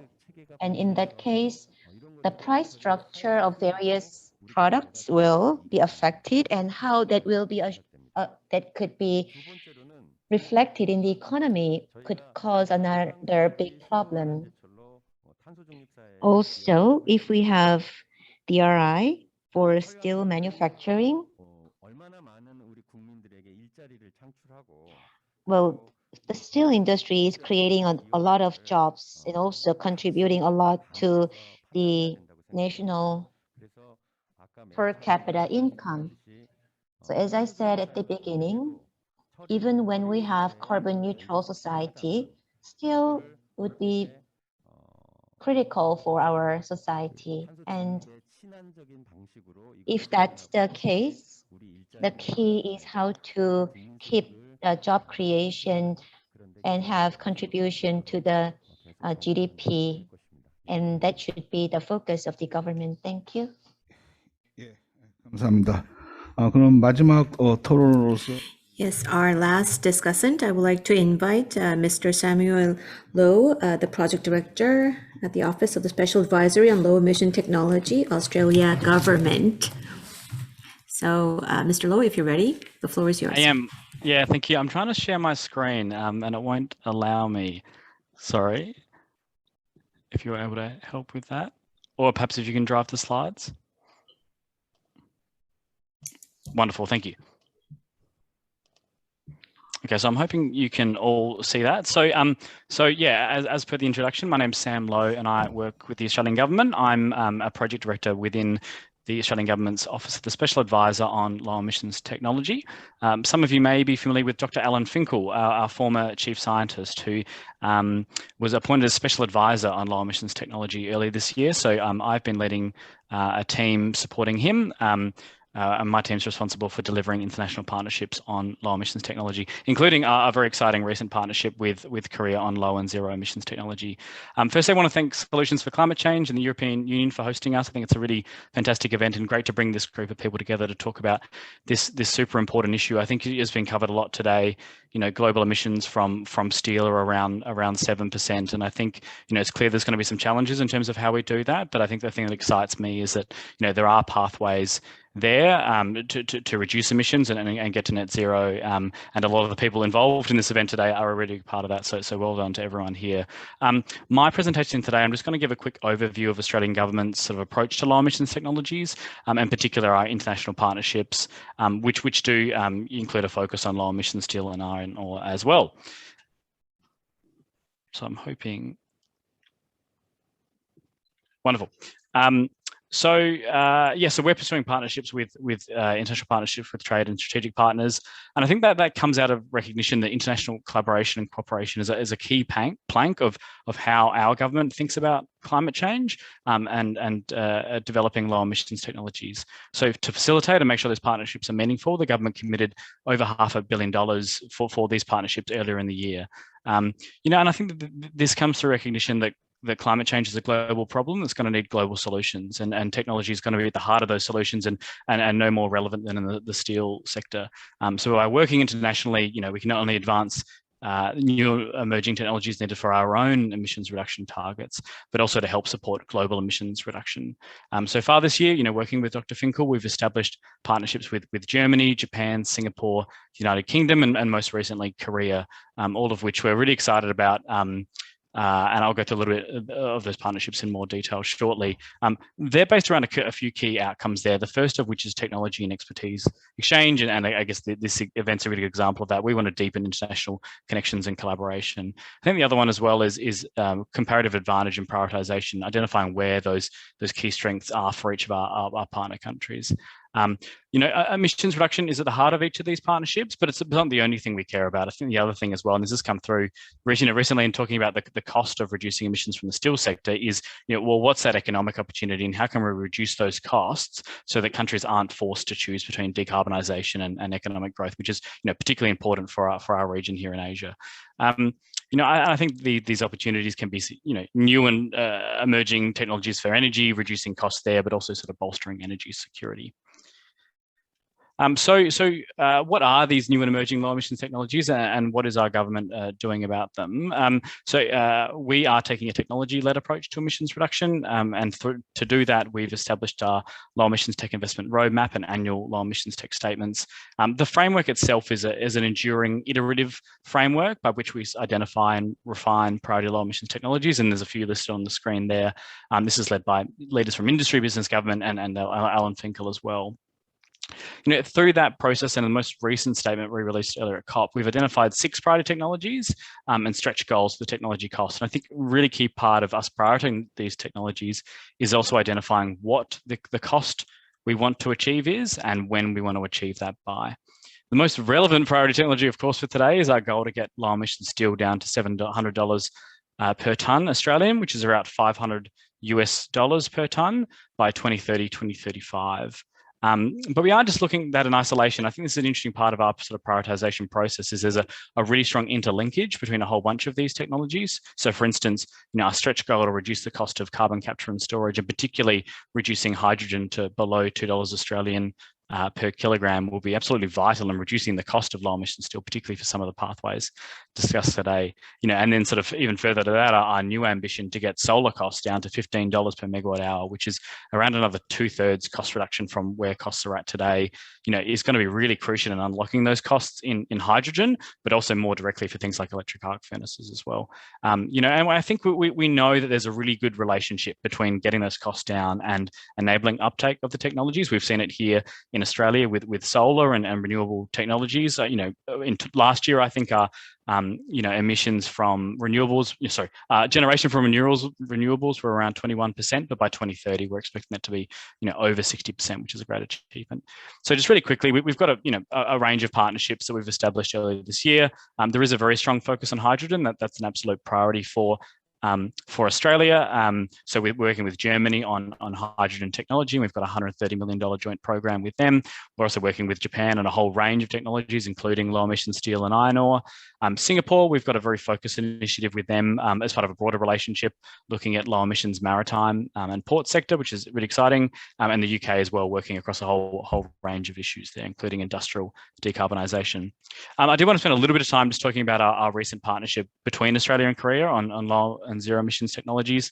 So we are focused on a few different aspects there, recognizing our shared priorities. So clean hydrogen and ammonia is a really big one there. And as a part of that, obviously you've got, you know, things like hydrogen for power, but also hydrogen fuel cell vehicles, carbon capture and storage. And again, that plays a really important role with steel.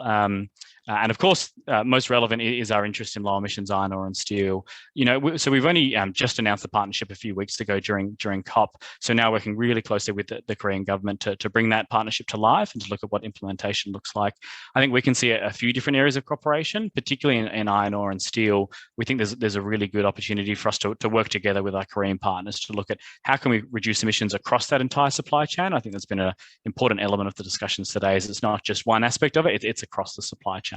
And that's what we want to do. And I think, you know, we really want to draw on, you know, our fantastic solar and wind resources. And I think, you know, we need to recognize that we're a major player here in iron ore exports. We export around 53% of global iron ore.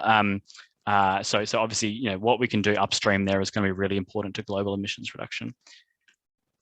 So I do want to talk just really quickly through a few different pathways, but they have been covered in a fair amount of detail, so I don't want to go on too long with them. But the first one is obviously, and it's been discussed a fair bit today, is using traditional, you know, blast furnace plus oxygen furnace process, you know, and adding CCS into that process. We also think as a part of it, we see that improved energy efficiency is going to play an important near-term role in reducing emissions. Perhaps the really big opportunity for a country like Australia with abundant renewable energy resources is also looking at what we can do, you know, upstream, and that's particularly looking at direct reduced iron, you know, putting that into electric arc furnaces, which has been discussed a fair bit today. So we think the DRI EAF pathway could be competitive on a marginal cost basis as early as 2030, particularly as we see those clean hydrogen and renewable electricity become cheaper. So like I said, we are sort of targeting trying to get that down to around $500 to $500 US by 2030, 2035. I think capital costs here is going to be a really interesting play, and I know that was discussed earlier, but around, this is around marginal costs, but the capital costs and how businesses think about that is probably a little bit more complicated. But I think this is where the linkages become really, really clear between renewables, hydrogen, and the steel industry, and we see a really good synergy there. For us, that could look like a whole range of things. What we do in low emission steel, that could be, increased processing of our hematite ore into a higher grade product. It could be expanding our magnetite production. It could also be looking at things like hot briquetted iron, using our, domestic hydrogen or fledgling domestic hydrogen industry to do that. I think another pathway that doesn't get a lot of discussion because I guess it's a bit newer is multi-site electrolysis process. And I think, it sort of remains to be seen how that goes, but I think, if that can be proven at commercial scale, again, a very interesting one. And obviously low cost electricity is going to be super key to that one there. So I guess why do we think this is a really big priority for the Australian-Korea relationship? And I think it's recognizing, the really strong existing trade we've got there. Bilateral trade between our countries, a couple of years ago was around sort of $41 billion per year. So it's quite substantive, as a really big part of that. Obviously iron ore and LNG were there, representing $6.5 and $3.9 billion each there. So I guess the other aspect of the partnership is our role as a global iron producer and recognizing Korea's role as a major player in the global steel market. And we think combining our sort of experience in large energy commodity products and also innovation, pairing that with the strength of Korea's steel sector and some of the ambitious actions people like Hyundai and POSCO are taking, is a really big opportunity for us two countries to work together. So I did want to touch on a few collaborations that are happening in industry, but I don't want to go on too long because I think I've gone over time already. So obviously POSCO and Roy Hill working closely together, which is really exciting to see. We've got Rio Tinto and POSCO also working very closely together, looking at decarbonising the whole steel value chain. And then we've also got Hyundai Motors and Fortescue looking at hydrogen, and again, the relevance to steel is very obvious. So I'll stop there, noting the time, but thank you so much for the opportunity to speak today. In terms of our partnership with Korea, like I said, we have just announced it a few weeks ago, but I think we're having really productive discussions with our Korean counterparts, and we look forward to consulting with industry and the research sector in due course, and developing those initiatives. So thank you again for the time today, and I look forward to the Q&A. 예, 감사합니다. 지금 네 분의 for your comment. So we heard from the four panelists, and I think that Director Kim had a question. So let's hear from him first. And if we have more time, then we will also hear from other presenters as well. So I am Kyung-sik Kim. So one of the panelists have mentioned that, well, in Korea, we are producing a lot of steel. And well, if I can comment on that as a person from the steel industry, well, currently we are producing about 70 million tons per year, and 70% of that is used in Korea and 30% is exported. And also we are importing some steel. So in total, we are consuming about 70 million tons of steel per year in Korea. So it's not just about producing steel. Actually, it's more about reducing the automobile manufacturing and also reducing the shipbuilding. So the Korean steel companies and steel industry has the best competitiveness, but it's not just about the steel industry itself. I want to say that this is all interconnected. And Mr. Kyung-Hoon Lee from the Ministry of Trade, I want to say this to you. Well, hydrogen is important, and we talk about how we can have competitiveness for hydrogen. Well, the price of hydrogen can go up, but still, when we say competitiveness, it's like relative terms. So how we can have competitive hydrogen compared to other countries, that is a key. So the price can go up to 5 million won, and that is a concern. I understand that, but And the government is saying that this is the right direction that we need to go. So that should be persuasive enough for the industry to understand. So I just wanted to talk about that.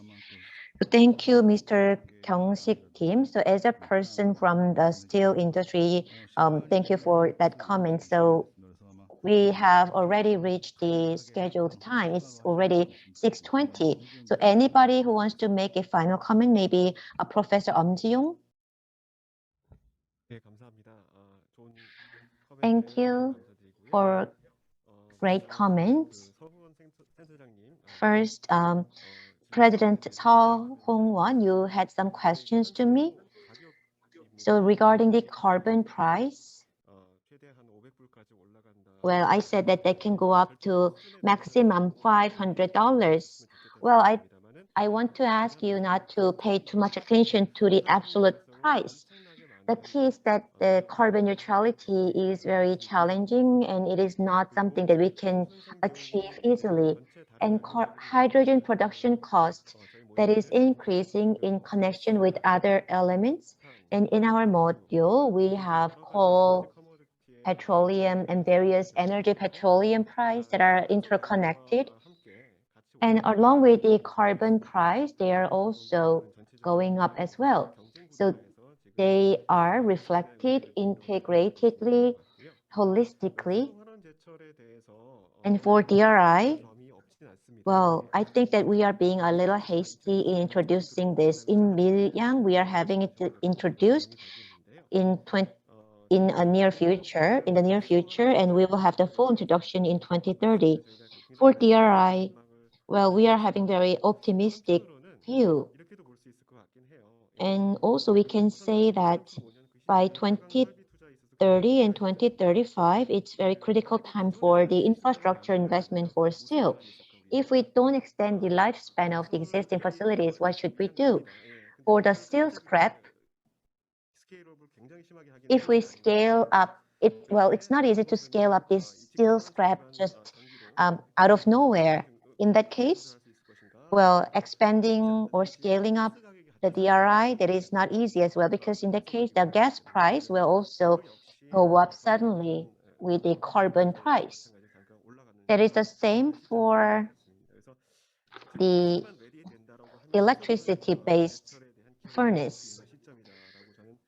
So I think that there are some optimistic views regarding the DRI. And in this model, it says that CCS is to be introduced in the near future. And that CCS technology is also calculated with very optimistic view. And if the policy signal of the government is very clear, regardless of the change of the administration, then if we have a clear carbon signal, I think that this is something that we can do, something doable. So that's my opinion. And why hydrogen has minus emission? That was another question. I get this question a lot. Well, we will go to green hydrogen. Green hydrogen has zero emission.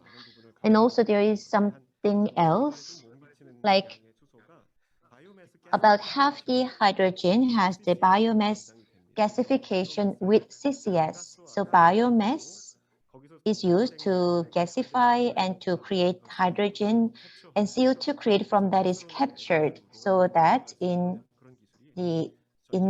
total, we will have the minus emission for hydrogen. That is why we say that the hydrogen industry will become the negative emission industry. And Mr. Lee Lee-Kyung-hoon from the Trade Industry and Energy Ministry said that the price of carbon will go up rapidly and it will have big impact. I think that is true.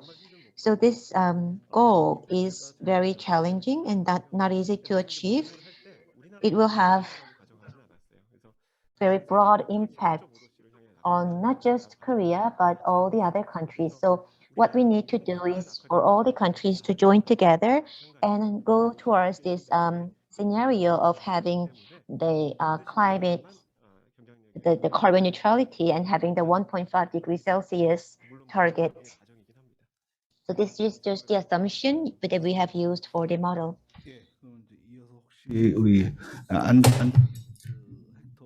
And to Andres Hector or to Chujin Kim, are there any questions for these two speakers?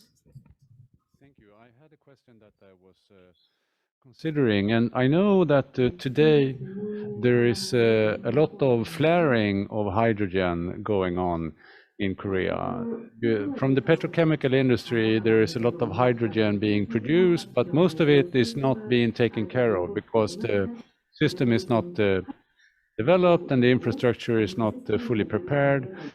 I'm just wondering if it's possible, if it makes a change at all to more effectively use this, because it's the gray hydrogen, it's still hydrogen, and it's very useful. And it's better to use it than not to use it. And as long as it can replace coke in steel production, it has a positive climate effect. So the question is, does it make a dent at all, or is it so small that it doesn't really matter?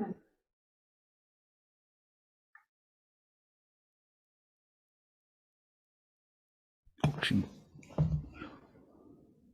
누구 답변하실 수 있는 분 있어요?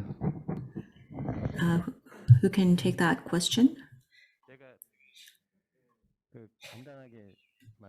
I will try to answer briefly.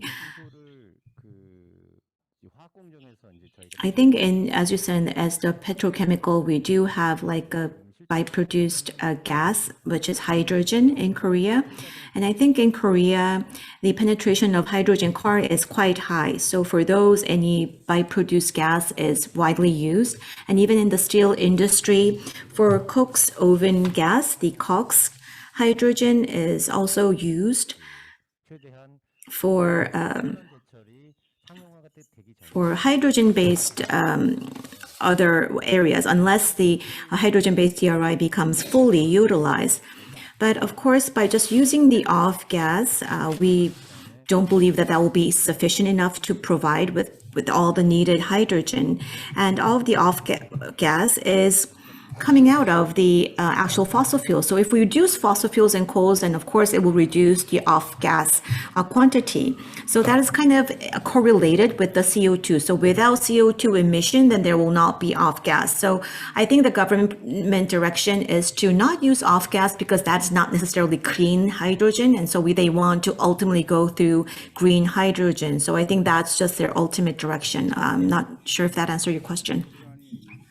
Thank you for the answer. So time is already past 6:25, so we need to wrap up now. So we had 4 presenters today and also 4 panelists. Thank you for your great comments. And to sum up all the remarks, to achieve 2050 carbon neutrality, first, the steel industry itself should minimize the demand. And secondly, when we are separating iron and steel from iron ore, the technology should be revamped. And also we need to maximize the use of steel scrap in that process. Also, when we are creating steel from iron ore, traditionally we had the traditional fuel that we were using, but that should be changed to use hydrogen instead. And in heating, rather than using coal for heating, we should use electricity as well. So those are the clear directions that we all need to pursue. That is clear. But the key is how we are going to source the electricity and hydrogen. It's not just limited to the steel industry, something that we need to think about from a national policy perspectives. And this is something that we need to do to have a renewable power generation and also secure green hydrogen. So for that, we need to put our heads together. If we fail in that, well, even in Australia, you have natural gas and iron ore, and they are also doing their best to come up with good measures for the future. And we also need to find our right direction to be carbon neutral by 2050. And lastly, I want to ask Mr. Sung-Hwan for any final remarks. I've said that we need to think about the future demand and supply of steel. That is important, but I do not want anyone to misunderstand. Just because I'm a person from the Ministry of Environment, I'm worried that some might misread my message saying that we are dictating certain industries, but that is not the case. But I think we all agree that steel industry is one of the biggest emitter of GHG. So it doesn't make sense to maintain the current structure up to 2050. Of course, I don't believe that this is an area where government can interfere. However, when we think about transition, I think we need to think about the direction or the trajectory of that transition. How can we make the transition that reduces the GHG emission? And rather than saying that we are trying to manually reduce the emission, I hope that that can be just somehow infused in your corporate culture and corporate governance. So just wanted to make that clarification. So thank you very much. With that, I would like to officially close the panel discussion. Now I'll turn the mic back to the MC. So thank you so much. With that, I would like to end today's session. Thank you all for staying with us till the very end. Thank you and bye-bye.